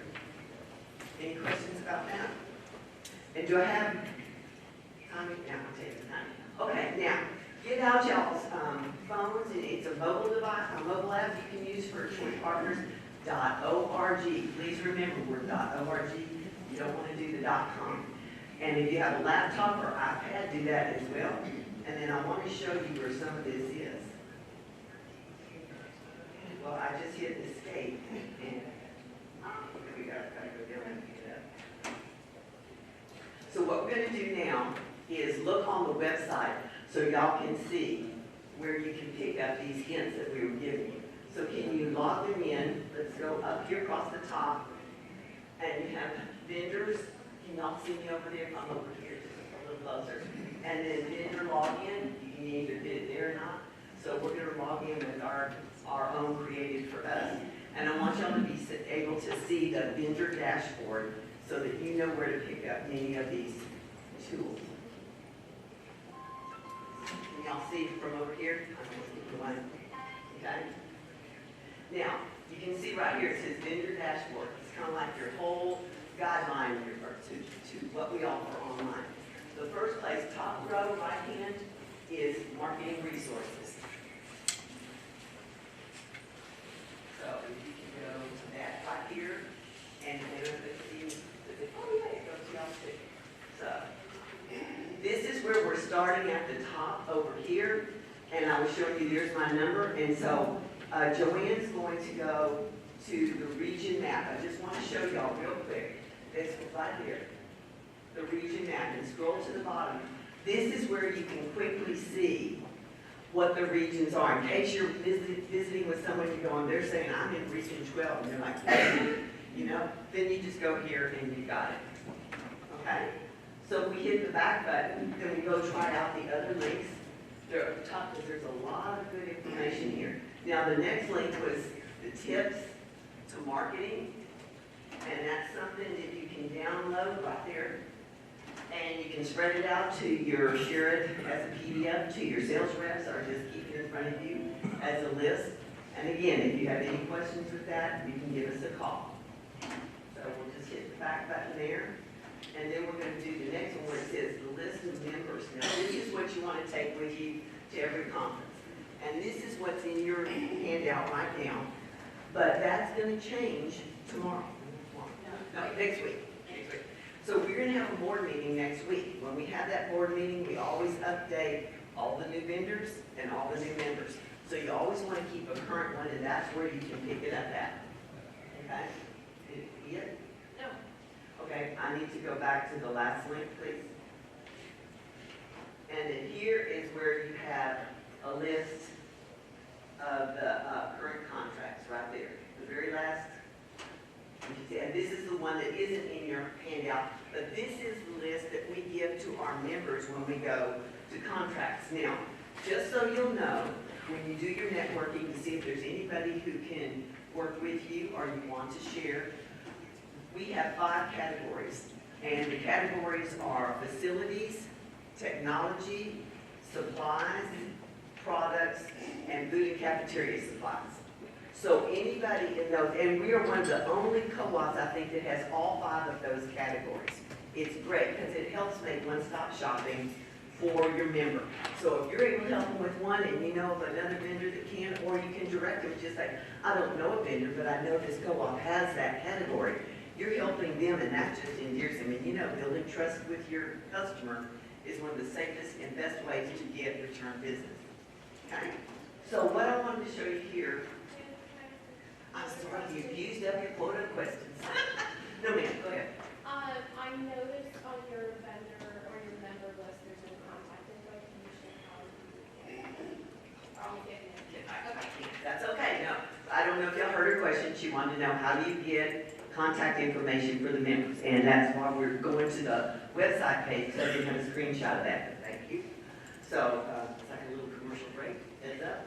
So, we talked about becoming a featured vendor. There is where you have to fill out the form. And you can see it right there. That form you will get from your contract manager. That's why I said, please don't leave until you've met your contract manager. They're going to be your lifeline to helping you move forward with marketing. And then when we come under here, hello, boss is boss. Then, when we come down here, you can see we have a list of conferences. You can get it here, or you can get it from our the front of our website where I showed you under About Us and Events. But this is really important. This is our seal. You can right-click on it and save as, or left-click on it, and it'll come up with a black background and do save as. And that's the seal that you want to make sure you get on your website. If you do any marketing materials, I will tell you up front, I'm going to ask that you have this seal and your contract number on the marketing piece somewhere. And so you might as well know how to pick it up. We have different formats. And then right up here, we have the guidelines if you need to know sizes. So we try to make it self-explanatory, but again, we're always available if you need to. Okay? And then as you go down, we have, this is a little bonus, mostly, I guess, for people in Jock, but you never know. Even if you had furniture and you're not in Jock, if you see a school district or a county that says, I had a bond and it passed, and I'm going to redo our library, then you're going to need all new library furniture. That's what I'm saying. There's multiple ways, and this is a live link straight from the state, so that would help you out. Now, for marketing, you'll scroll up just a little bit. Under become a featured vendor, go down here.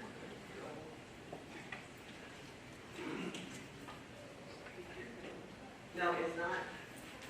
It's not the featured vendor, but if you want to get a list of our members and you want to do marketing, you have to go to the contract manager to get the list. Well, we don't want to feature them. If they just want to do, that's to be featured. We just need that form. Go to your contract manager and you complete the form, and it says, I want to market my contract and I need the member contact list. Our list will include street address, emails, and phone numbers. So any way you want to market, and I have vendors come to me doing all 3 ways. The list will have it, so you can do it however, but I need to have a copy of your marketing collateral sent to me, and that's what I'm saying. We'll definitely request that you have on there the seal and the contract number. Question, please. Yes, sir. So if you want to do any email to the vendors for compliance reasons. To vendors or to members? To members. Yes, sir. If we want to do an email blast, does the membership include compliance to receive communications from vendors? Because there's some legalities to just sending a blanket email to a bunch of email addresses. I don't know about the legalities. I know there's spam and there's blockage, and we can't prevent that. There's some school districts that have strong firewalls, and we can't say that every email will go through because we don't have that interaction with them. But we've never had anybody ask that before, that there would be a reason to not send it because of legal compliance. So if you want to, we do have that list for you, but we've not had that question before. If you run into an issue or you want to send me something Well, I personally, just want my agency to be blocked from using email services because the members haven't opted in to receive communication from vendors. okay, at this point in time, that hasn't been an issue, Okay. and I hope that we won't see it in the future, but it's a good thing to bring up. But we've not had anybody, if their firewall works, they don't even realize that they didn't get it. Now, I'll say here, even at HCDE, we've upped our firewall, and there's some things that are going into another folder other than our inbox. And so we're go to each one and accept it so that it's accepted in the future. But we've not had anybody come back and say, oh, you did this. So if that's a piece of money for going forward, good. If not, contact us and we'll work it out. Okay? So I guess other than that, there's a lot more on the website. Oh, I do want to show you this. Under About Us, now this is like if you're on the homepage or anywhere, those are always there. Go down to FAQs. And I would say that would be a good place to start with your Salesforce and your sales, your marketing, because some people just don't get what a co-op is. I saw some hands in here said I've worked with co-ops before, but others don't. Or you might come up to a prospective member and customer, and they're like, what? You know, they just have never heard of it or worked with it. Many questions can be answered right from our FAQs. And if not, there's several ways you can call. Joanne, you go to our contact list under About Us.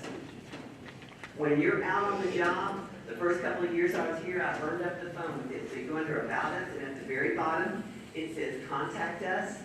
And as you see that and scroll down, that's where we live, and then down here is where we are. If you click on the name, it's an email, otherwise the phone number's right there. Do not hesitate to call. When I was out my first year on the road, I was going to places I didn't know Texas had invented. And I would be calling Joanne, these people don't know this, they don't know what, they ask me stuff. And I thought, I want to learn with them. And she was right there to answer, and if not, all your contract managers are listed there. So you've got a wealth of people waiting to support you when you're out there with your sales. I'm at the very bottom in case you need me when you're out there as well. Ma'am? No, you're not. What happened? I'll say yes, you're not. Oh, no, oh, that's my wrong. Okay. Right number, wrong name. Okay. Are there any other questions? I mean, I'm just really excited because you can't imagine what's in your hands right now. Once you start getting there and say, you mentioned this, but I don't get it. Let's go over it again individually and give me a call. And it's just a great way to get started. Okay? Yes, ma'am. And you were saying about the collateral, the marketing collateral that needs to come to you or to your prior to going out. Does that include the email? Email, a phone script, or a printed flyer. Anything that you're going to use to market, particularly with our contact list that we would give you, you have to start with your contract manager to get the form. But then, yes, we'll review it because we've had a few vendors that didn't quite get the lingo, and they might call themselves a member, or they might refer to them as, oh, look, we are an approved vendor. You're not an approved vendor. You're beyond that. You're an awarded vendor with choice. And approved, we have other co-ops that are out there that'll just say, here's a check, here's my RP, stamp, approved. No, you earn this by your response to your RP. So we want to make sure you use that word, because that just ups your game, and it shows the quality of what you have. And remember, whatever is on your landing page, can you pick up there and go to the landing page, please? Whatever is on your landing page, there is a section that lets you describe yourself. And if you don't do the description, then it's up to your contract manager to fill it in so it's not blank. It's not blank. And what I want to encourage you is to make sure your marketing team is on top of this page. Now, see, here it is, and we're signed in as a vendor, right? Okay. But you can see, this is what people that are signed in as a vendor or member are going to have specific information. This email must be monitored daily so that you don't miss any lead that's calling saying, I want to know more about you. Our members can go directly to you. They don't have to go through us. Plus, we have a get a quote function right on our website. Y'all, those are hot leads. They're not cold or warm, so you don't want to lose that. But if you scroll down, see this about this partner? I would say please go to your marketing department and beef it up. You know what you want to say. You know what you want to get in front of prospective customers. So if it's a little weak, or if it says just exactly what you want, wonderful. But do not leave it. If you want to change it, get with your contract manager and y'all can work that out. Yes, sir. As far as what was in that description, is that just pure text, or is there ways to put other things? You mean like a link? Links, No videos. is that HTML that had logos or pictures or something there? Your logo should have already been at the top with your website underneath it. Right. Joey can scroll up. But as far as in the description, Right. we've stuck with text mostly. If you want to put a link or, highlight your name so that it goes directly to your email or something, I don't think that's an issue. We don't want videos. We just, otherwise you have to watch how it slows down the website. But talk to us and talk to your contract manager. We don't want to say no to anything that you feel would help you grow. But we do have to just make sure the whole website keeps moving forward. Is that fair? Yes, sir. Normally on this About Us, it is what was a small description that you gave us on the RFP. Contract manager grabs it from the response document and puts it here until you send us something that beats this up. Does that make sense? Okay, so when you send it to your contract manager, then they'll shoot it here, and then once it's here, then you can go back, verify, and make sure everything came printed out the way you wanted it to, and then it shows up perfect, okay? Actually, yes, Yeah, sir. my question was, some of them are short and some are long. Is there a limit? A limit? Characters? I have not found one yet. Okay. I have one that gave me about 4 pages. It printed, so hey, you don't want too much, because what this page does, it gets them to click your link on that page, which then takes them to your page, which has the big seal too, and it shows it back and forth. Then they can click our seal on your website to get right back to where they were looking. And this is the landing page I was telling you about. When you put our seal on your website, link to your own landing page, not just to our website, because it's to your, it's betterment, it's gonna be in your advantage. Any other questions, at least for now? Let's cover this right here, Bosses? just real quick. Oh, that I thought Christie had figured out. Well, she did, but she didn't show them where to go get it. Okay. So if you need the forms, That for reporting, if you need your forms, or when it comes that time for your admins to get it, this is where they go to get it. And depending on whether they're facility or whether they're supply reporting, they'll go here and click whichever form that they need. Then that way you don't have to, where is that form? You showed us that something.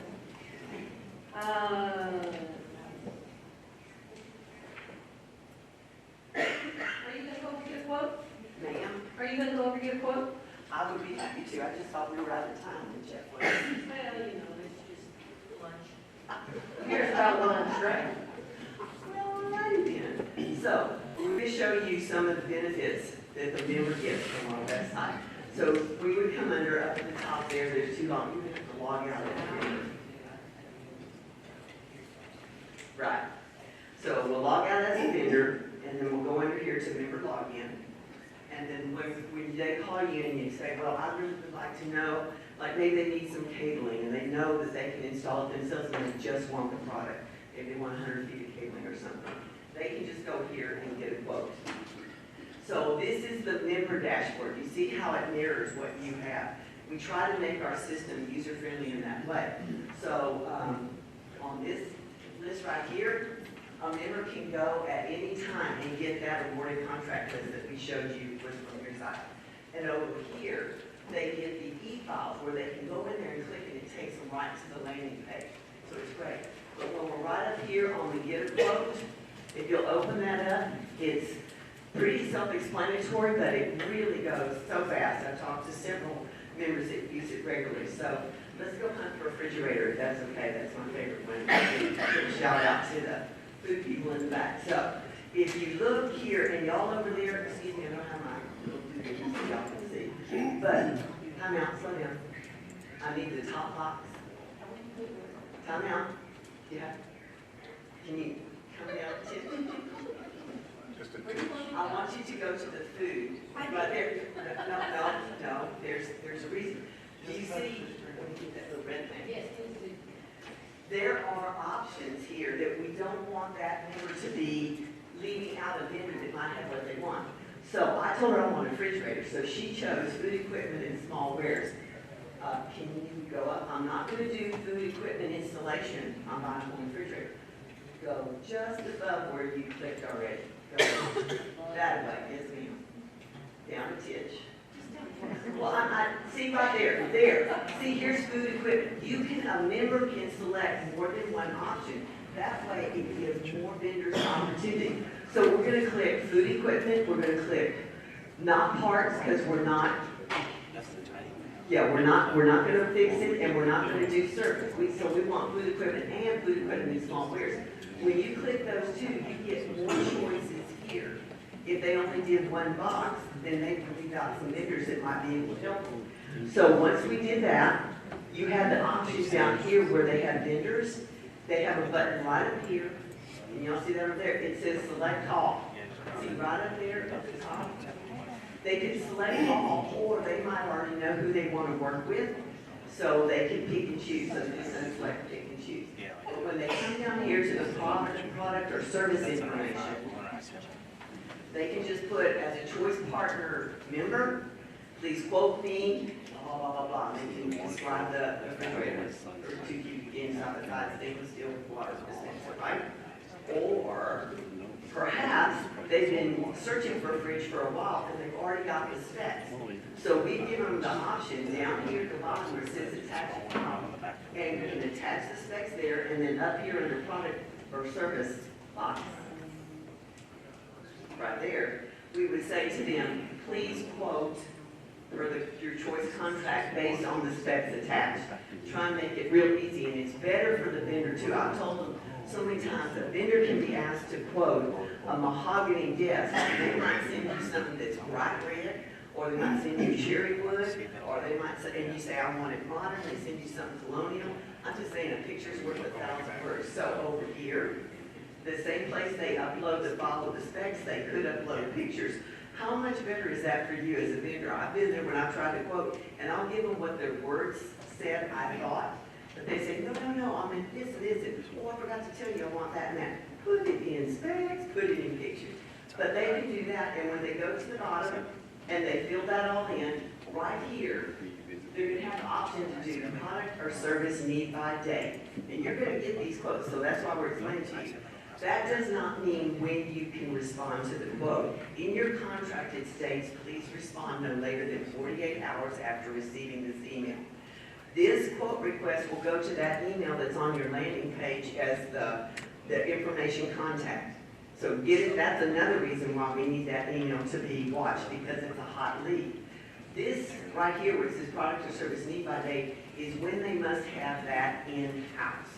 So that helps qualify your quote. You don't have maybe 6 months to get it to them. Or if you're a job contractor and you're saying, oh, I can get to that, that's definitely in my alley. But we're booked with all our crews until maybe 4 months from now, and they're going, not going to happen. So you see, it really helps everybody. It gives them a better quote. It gives you where you can even respond to this. When you get it, within 48 hours, you can say, thank you very much. I have exactly what you need. However, I cannot meet your timeline. Is there room for flexibility? Doesn't mean you have to end right there. You're salespeople, you know how to do it. You know, keep working it. Is there room for flexibility? Could I offer it to you if I could get it to you maybe a week after you ask for it? If they really want it, yeah, then maybe they'll work with you. But it just helps everybody get a little better. Now, if I have just a few, oh yeah, I have one thing. Sorry. I was going to do the job On way. this one, it automatically goes to the salesperson that's listed as number 1 on the contract. So whoever you have listed as your first salesperson, that's who it's going to. Please do not hit reply. It goes to a no reply address, which is me. I'll send it back to you and say, don't send this to me. Okay? Send it to the member. You'll actually literally have to click on their email to send it to them. Okay? It's good to know. To be slowed down in the process, this is good. And just an FYI to any job or trades person, this quote, we train our members that they are able to use it to call a pre-quote meeting. Now, it won't be a rebid because you've already bid, but it could be a pre-quote meeting, and I tell them how to do it, what they have to put in there. But just think of it this way, it's, you get those solicitations all the time. Please show up, 10 days before we want this done, but we're gonna take all our questions and answers at what time. So they can use it this way too. So anything that comes through from this address, then it's gonna be a hot lead for you. When they hit the submit button, a copy goes to Joanne, and this isn't to obligate the member to buy or anything, it just lets us know what vendors and contracts are important to our members and what they're looking for. A copy goes to the entity that requested it, so they can keep track. If I ask for 5 vendors to respond as each quote comes in, they can check it off, and it lists on there exactly what they requested. But each vendor that was selected, a copy will go directly to you. Okay, now, you won't see if they selected any other vendor. That's a good salesperson, you just take it as a hot lead and bring your A game. Okay? But this is how we support our members, and we think it's a great way for y'all to get more exposure too, because they see you're out there, maybe not this time, but maybe next time. They'll watch what you respond with in your quick response. Anything else? Jeff, you want to add anything? Joanne? Going once. Lunchtime. Okay, so how would you like to do that? If you just go over to the left, we have drinks at the back and box lunches on the side. You come back to your table, network with anybody and all your contract managers. And don't forget, hold on one moment please. Sir, we have an important request. We have, Michael, QR code that we need everyone here to scan, and it's a survey to see how you liked our presentation today, what we could do better, and what was good for you. So Michael will have those out on your table when you come back from lunch. Thank you.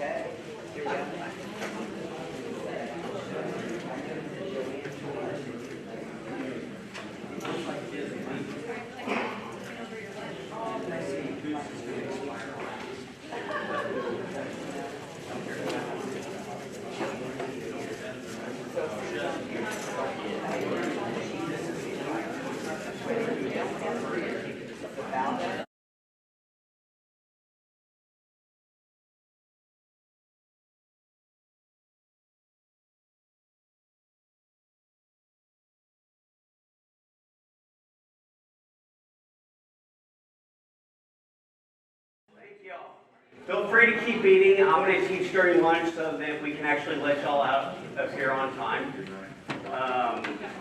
If y'all are not a jock vendor, you're more than welcome to stay, but you don't have to. This training is, for the most part, tailored towards the job order contracting type contracts. Again, we have the survey. If you're not a job contractor, please fill out that survey. For our job contractors, fill it out after my presentation. Is this going to work? All right. Okay, so quick show of hands, and I know Jeff asked earlier, but I saw a lot of hesitant people with their arms down kind of by their sides. Who's my job order contracting vendors or trade vendors within this room? Oh yeah, I see a lot more hands. Wonderful. Okay, so I know I saw Jamel and Smith here. What other trades do I have? I have the Brandt Company. That's you. Basic. Seabreeze. Y'all are with Seabreeze? Okay, wonderful. I just want to make sure I understand my audience. So basically what I'm going to cover today is why job order contracting. Why we did the contract that way, why that's important to you and your clients. Maintenance versus construction, and why that is an important aspect to consider when you're doing a job for your client. Concepts, including trade jock versus a full-blown jock, and why Texas does that. And then also quoting versus bidding, and how Texas, the state of Texas, has interpreted that. For those of you that actually work outside of Texas, this is all going to sound wrong and foreign to you. I'm going to let you know up front, it's not the way the military designed it, but it is what the state of Texas has done. And then how to legally use your new Choice Partners contract. I didn't formally introduce myself. My name is Stephen Kendrick. I'm Senior Manager of Facilities Planning here at Harris County Department of Education. I've always been in facilities and construction from about the age of 14. My dad was a master electrician, and he decided it was time for me to go out and start cleaning job sites. As I got older, it was time to learn the trade. I went through the apprenticeship program to be an electrician. Did that all the way through college, graduated college, and then I did a few other things, but I landed in school business, little district here called Santa Fe ISD. So I went from being the general contractor to the guy hiring the general contractor. And all of a sudden, all those things that I said I could do when I was a general contractor, I realized very quickly that I shouldn't have been doing. Choice Partners recruited me about 6 years after I was at Santa Fe to be their contract compliance specialist. And my responsibility was to oversee all of the facilities, construction, job type contracts, and ensure that they were being used correctly. I've since promoted into Senior Manager of Facilities Planning. As they said before, I do a lot of these trainings. I also help out all of our internal facilities departments with their legal compliance, their contracts, their paperwork. I help out other districts with their estimating and everything else. So, very involved in facilities, not just for Choice Partners, but they are a big part of what I do. So why does legal compliance matter, right? Why do we care about that? We're on the private side. It's not going to affect us. But it affects our customer, and it can look bad on us, right? Different procurement rules apply. Contracts not properly procured can be voided or unenforceable. And I can give you some examples of when that's happened. Officials and officers who violate procurement statutes can be subject to criminal penalties. Public works contracts may trigger bonding and prevailing wage rates. How many of you, when you go out as a job and your member asks you for a quote, do they hand you their prevailing wage rate schedule? How often does that ever happen? Not every time, but it should. They should either give it to you in an annual agreement, or they should give it to you per job. We're required to pay prevailing wage rates in the state of Texas, right? And I'll talk more about that in a minute.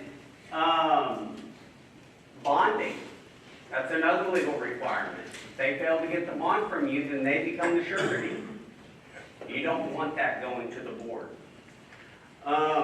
Legal mistakes can delay projects, jeopardize budgets, and result in cost overruns, and subject governmental entities to financial liability to vendors and subcontractors. Knowing my audience here, I know that some of you in this room have actually experienced this firsthand. And so what I'm teaching you today is to prevent that from happening again. So time and materials. You know, we talk about why job order contracting. Why does that matter? And back in 2011, the state of Texas said if you're providing construction services for future IDIQ projects, indefinite delivery, indefinite quantity, that means I know I'm going to need some construction services. I don't know when, and I don't know how much. But when I need them today, tomorrow, next week, not 3 to 6 months down the road when my procurement department can get it awarded by my governing body. So the state of Texas gave us one construction delivery method for that on-call vendor, right? And it's job order contracting. We're providing construction services, job order contracting to local governments is the only procurement method in the state of Texas. I've listed, so I always run off of that trust but verify. This PowerPoint should be available on Choice Partners' website. If it's not now, it will be uploaded, I'm sure, shortly. And I provide references to everything I'm telling you. So don't just take my word for it. Check it out yourself. It's all there. So what is JOC IDIQ contracting, and what does it cover, right? So it's a procurement/construction delivery method for maintenance, repair, renovation, remediation, alteration, or minor construction. When the work is of a recurring nature, but the delivery times and types and quantities of the work are indefinite. Okay? If you notice that definition, it includes both maintenance and construction. Right? So many of you, especially on the trade side, your contract will cover, it has 2 parts typically, maybe 3, where you bid time and material for your maintenance services, and then you also bid a coefficient against the unit price book for your construction services. We'll talk about when you use each pricing structure and how that applies. What was I going to add to this? It'll come to me later. Job contract, unit price book with your coefficient, can be used for maintenance and construction. A maintenance time and material contract in the state of Texas cannot be used for construction services legally. So what that means is I know it's happening, and I've seen it. I've probably done it somewhere in my past. But if I were to get audited, me, your client, I would get in trouble. Make sense? So factors to consider, maintenance versus construction, and why does that matter? Okay? We had a school district locally, I won't say their name, and it was during that Bring Your Own Device initiative. 1-to-1, every kid's going to have a device in their hand. And so the district decided to upgrade all the cabling and infrastructure and fiber going to all their buildings so that they could increase their bandwidth and handle this additional load. They deemed it a technology project. Subcontractor came and said, hey, I didn't get paid. I want your payment bond. And they said, well, we didn't get a payment bond. We're not required to. We only have to get that for construction projects. I said, okay, we'll see you in court. The case went to court, and the judge said, what you were doing was not like for like. It was new cabling that you were adding to upgrade your system. So new and upgraded are how they define like for like. The scale and complexity of the project, it was very large in scale. It was district-wide. It was complex. It involved multiple trades. The physical size of the object being worked on was very large. He deemed it construction regardless of technology running in that department. And the school district ended up having to pay that subcontractor even though they had paid the contractor.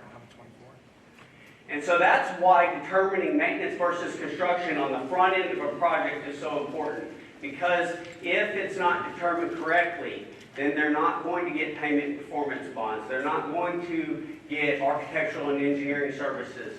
They're not going to pull permits. All those things that are required to protect both your reputation and them as an organization. I can tell you that the government in Texas, through case law, Attorney General's opinion, state comptroller, the definition of maintenance is very, very small. I mean, it's like replacing air filters, replacing belts or tightening belts, changing oil filters. It's not typically replacing or upgrading an entire unit. So I have a couple of examples I use here. 300-ton chiller, we're going to replace it with another 300-ton chiller. They're both trained, they're both air-cooled. Like for like? What's the year, Mom? It sounds like it's like for like, right? And most of the time that's what you go off. Hey guys, it's maintenance, it's like for like. But here's the deal, in the state of Texas, they say HVAC, when you replace that chiller, it's now new. It's upgraded because it has a higher efficiency, different technology. It's over $8,000 and it involves mechanical and electrical. So you're supposed to have an engineer review and verify that project prior to proceeding. We know it's going to be over $25,000 and likely $100,000, so there should be payment performance bonds. Does it still sound like for like maintenance? No. It's construction. In the state of Texas, they deem that as construction. There's precedence for that. Same with the roof. I don't know, I think I have a roofer in here. Right? You replace half a roof on a 10 by 10 shed. Maybe that's what they keep their lawn equipment in. Same roof. It's not upgraded. Scale and complexity of the project's very small. Physical size is small. You can likely get away with maintenance on half of a 10 by 10 shed. Take that same scenario, but let's take it to a 500,000 square foot high school. All of a sudden, our scale and complexity have grown. The physical size of the object has grown. Even though it's not a full tear-off and replacement, it's still considered construction. Make sense? This all sounds foreign to you? Y'all think I'm crazy so far? I see a couple heads saying no, they've lived this already. So I know that they kind of talked to you earlier about how cooperative works. And I'm going to go into a little more detail, kind of setting myself up for the rest of my presentation. So basically, two governmental entities are allowed to share contracts through an interlocal agreement. That's one of our procurement methods the state of Texas allows. So Choice Partners is actually just a department or a division under Harris County Department of Education, which is the county school district. That's the government. They go out and they sign contracts with all of your clients that says, hey, we can share each other's contracts. We can use yours and you can use ours. Then what Choice Partners does is they advertise solicitations, RFPs, RFQs, CSP, depending on what type of contract, based on the members' needs, what they're asking for, what they want. We vet you based on the criteria that the state of Texas requires, and then we award you if you meet the minimum requirements and your pricing is competitive. Now here's the deal. So I've shown you where we have the interlocal agreement, so we've got a contract here, and then Choice solicited a job, and there's a contract there. So you go out there, you provide them a quote under the Choice contract, they provide you with a PO. Do you have a contract by and between you and them? Does the PO count as a contract, especially when it comes to job order contracting? And I see a lot of head shaking yes. And here's what happened. Not only does the statute that governs job order contracting state that you must issue a job order and have both parties sign it, but there was actually case law where a governmental entity and a vendor went to court. And the judge said, look, I see a proposal from a vendor with one signature. I see a PO from a school district with one signature, which is a guarantee to pay.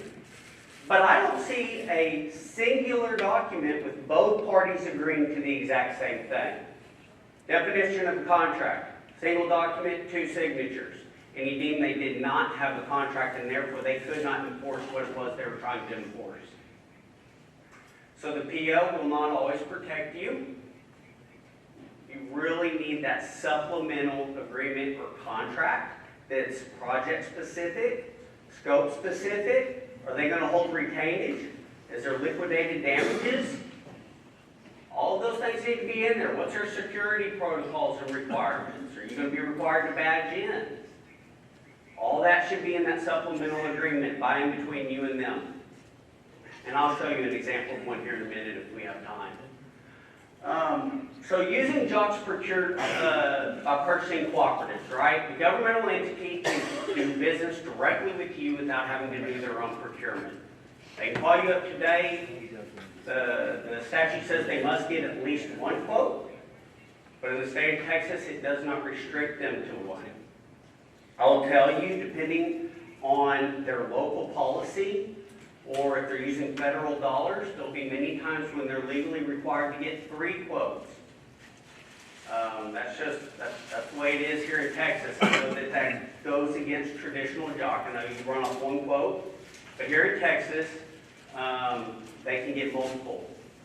I think over 3 gets a little bit excessive, but I have seen entities reach out and try to get 10.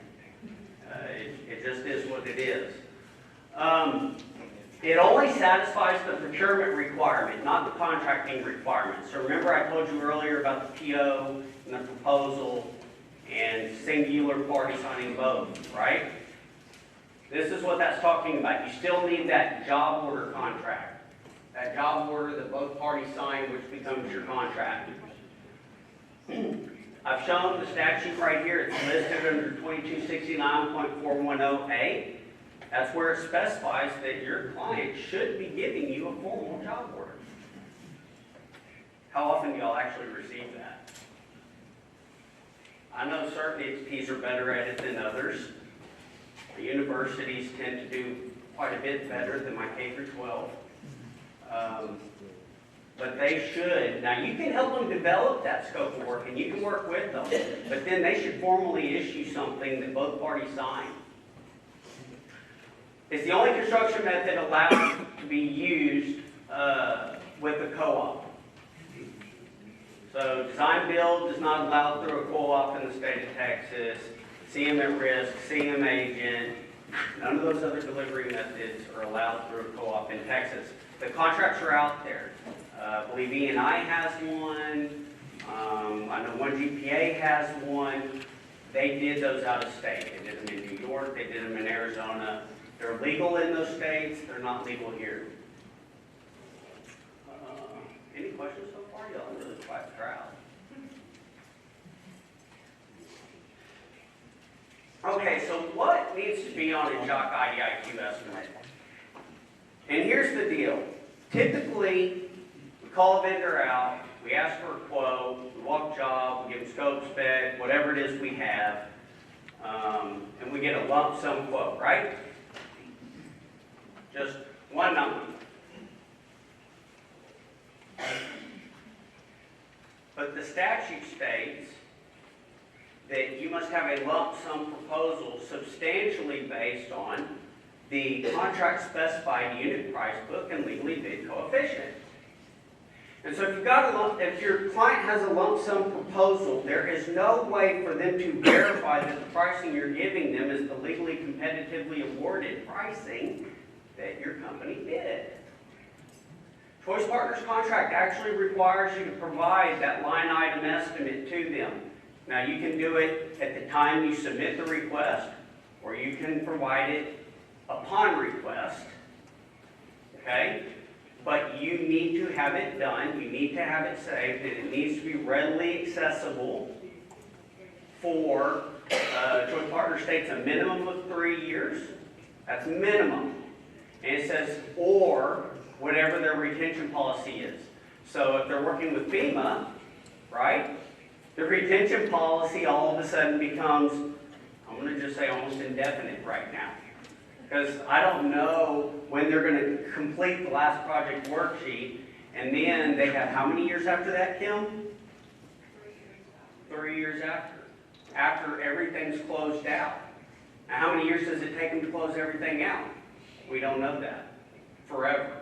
That's right. That's right. Hurricane Ike and all that FEMA stuff, all of that is still not closed out. So that gives you an idea of how far back it truly can go. You need to have the contract number on the quote. Okay? They come out and say, hey, give me a quote. Well, what are you giving them? Are you giving them your off-the-street pricing? Are you giving them buy board pricing, Choice Partners pricing, tips pricing? Because likely your pricing is different depending on your contracting method. You're not keeping them legal and compliant if you are just throwing a number out there. Right? A lot of times what will happen is they'll say, just give me a quote. You hand them a quote. They send it to procurement. Procurement says, well, what contract are we going to use this for? Because let's be honest, if you're working with K through 12, it's $50,000 in aggregate years for all construction services.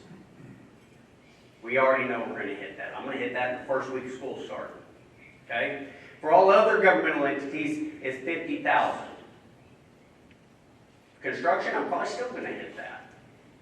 So I need a contract. I need to know which contract I'm using. I need to have it on my estimate. It helps that audit trail. Line item assessment based on the unit price book, localized by the city cost index, and I'll explain what that is here in a minute. And your legally bid coefficient. Absolutely necessary. That's the only thing you actually legally bid. It needs to be on that document. Subcontractor pricing must be estimated using the unit price book for all scopes of work. If you hold multiple job order contracts, I know that there's others where they say cost plus 10% or whatever, and they negotiate that overhead. I can tell you Choice Partners does not use that pricing structure, except for non-pre-priced. All subcontractor line items are typically found in the unit price book, or something similar can be found, and they should also follow the unit price book method. That will also help your entity if they're using federal funds, because like with FEMA, cost plus pricing is highly frowned upon. So a JOC IDIQ estimate, and so I know my friends at Basic and Jamel and Smith probably are very familiar with what this looks like, or a hybrid version of this, because I think y'all use JOCWorks, which is now 4Clicks, maybe. But this is a basic example, right? So I've got my quantity, how many of each line item I'm going to use. My line item number, that's a 12-digit number. Your client can type that 12-digit number into the unit price book to verify that what you're giving them is actually compliant. I see a lot of universities doing this. I don't really see a whole lot of anything else doing it. My unit of measure, my total overhead and profit pricing. That's the pricing column required in Choice Partners contracts. The extended total overhead and profit, the labor type. Okay? So something I didn't talk about earlier. Choice Partners, you heard, was it Joanne talking about the contract compliance specialist? All of your clients can send your quote into Choice Partners, and they will review it for free for contract compliance. They're not going to get into your scope of work, your quantities, your line items. They will take a look at this labor type and see if any of them say user, and if you modified them. And if you did modify them, did you modify them in accordance with the contract? All right? So we require that. Data release, is it the most current? Choice Partners requires the most current at the time the quote's requested. City cost index location, first 3 digits of what is that? Zip code. So for Houston, that's 770 to 772. We'll look for that. Now you could be doing work in LaPorte. That's 775. It's going to say Galveston, but the first 3 digits are still 775, so that's what you will use, unless you've negotiated something different with that member.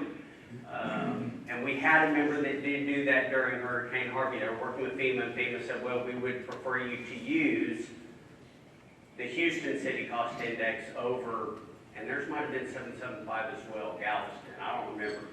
But that was all negotiated on the front end prior to doing all these estimates. And then you have your note section, right? So that should explain what that line item is going to, what it is, if it's not exactly correct. If you're dealing with federal funds and you're working on more than one building in a location, sometimes they want the percent that line item went to each location. So if you're working at a high school, maybe 70% of that line item went to the high school, 20% went to the field house, 10% went to the chiller yard.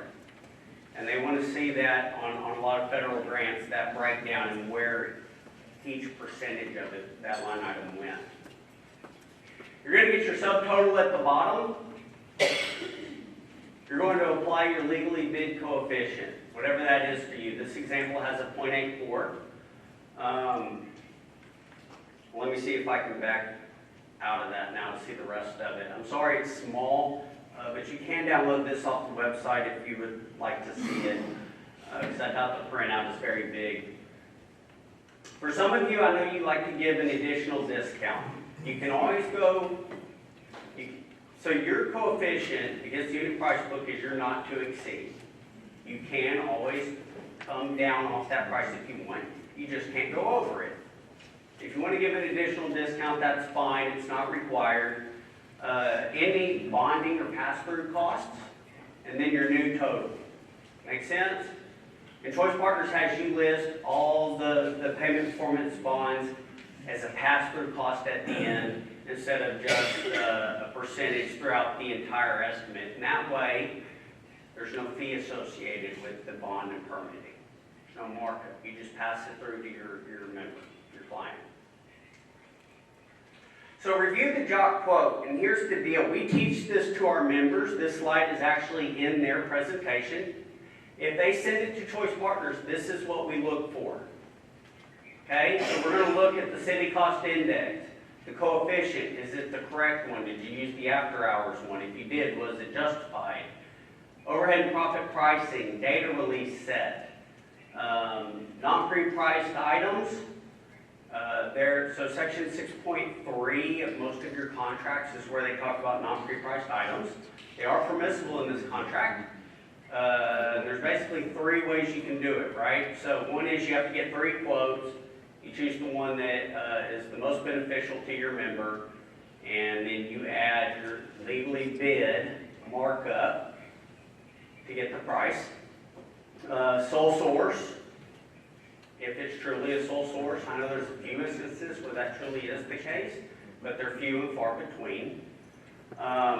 Or I go back and I really dig and try to find a line item that would justify what I'm using, and don't mess with that. We look at attempts to pass through the cooperative fee. Cooperative fee is included in your legally bid coefficient. It's an overhead cost, just like all your other overhead. We should never see it listed as a separate line item. Division 1. If you take a look at your contract, in section 1 it's going to have definitions. And then in section 8, it's going to have pricing. And I want to say it's either section 6 or 7. They reiterate what's included in that coefficient 3 times in your contract. I know it's in section 8, and I know it's in section 1. It's in one of the others. I want to say 7. If there's any division 1 that should have been included in that coefficient, we're going to come back to you and ask you to remove it. Does that make sense? You know, we shouldn't see just your standard truck, cell phones, office overhead, office clerk.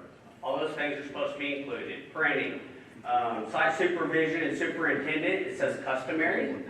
So that's up to the discretion of the person you're working with as to whether or not they allowed you to charge for that or not. Typically, it's restricted. A lot more and more entities are requiring someone on site every time a trade's on site. They want a full-time supervisor, not somebody to just swing by, do a quick check, grab a material list, drill the next guys and leave. In that case, that's above and beyond customary, and you can charge for that, no problem. We won't ever make that decision. We'll just make them aware of it. Let them know that's their decision. And then adjustment factors, so they truly applicable, right? A lot of times I see where they copy an estimate from one location to the next location to the next location, and they just kind of forget to remove some things. So we check to make sure that they truly do apply. Usually that's at the worker's discretion. We say, look, they adjusted each of these line items by this adjustment factor, and here's what it's for.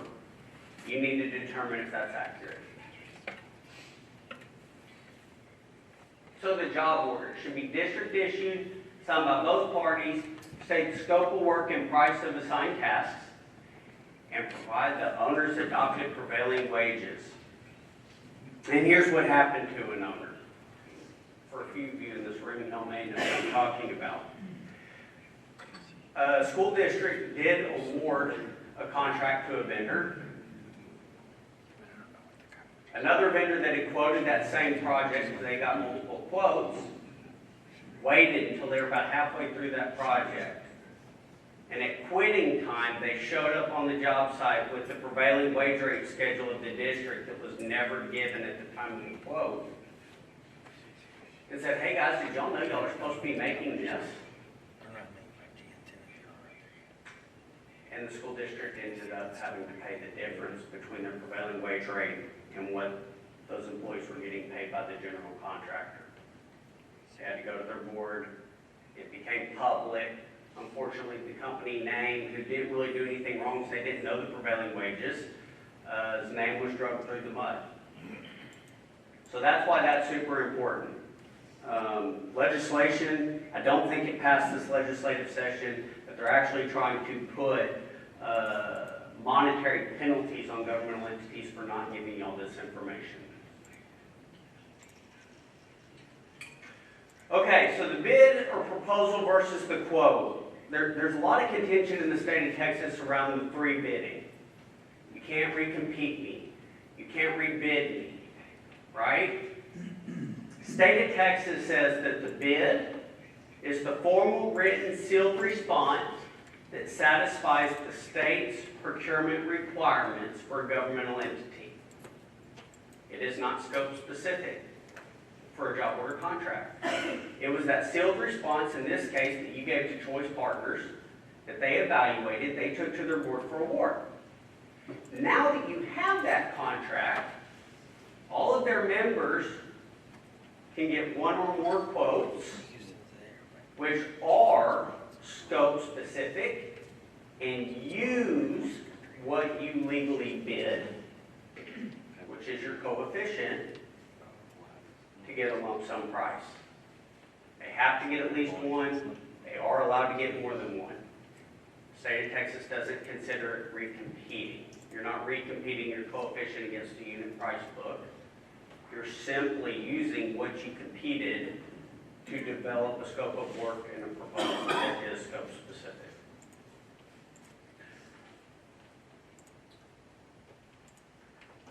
All right, so how am I doing on time? Look at that, I blazed through this for y'all. Okay, make sure y'all establish that procurement method up front with your client prior to the job.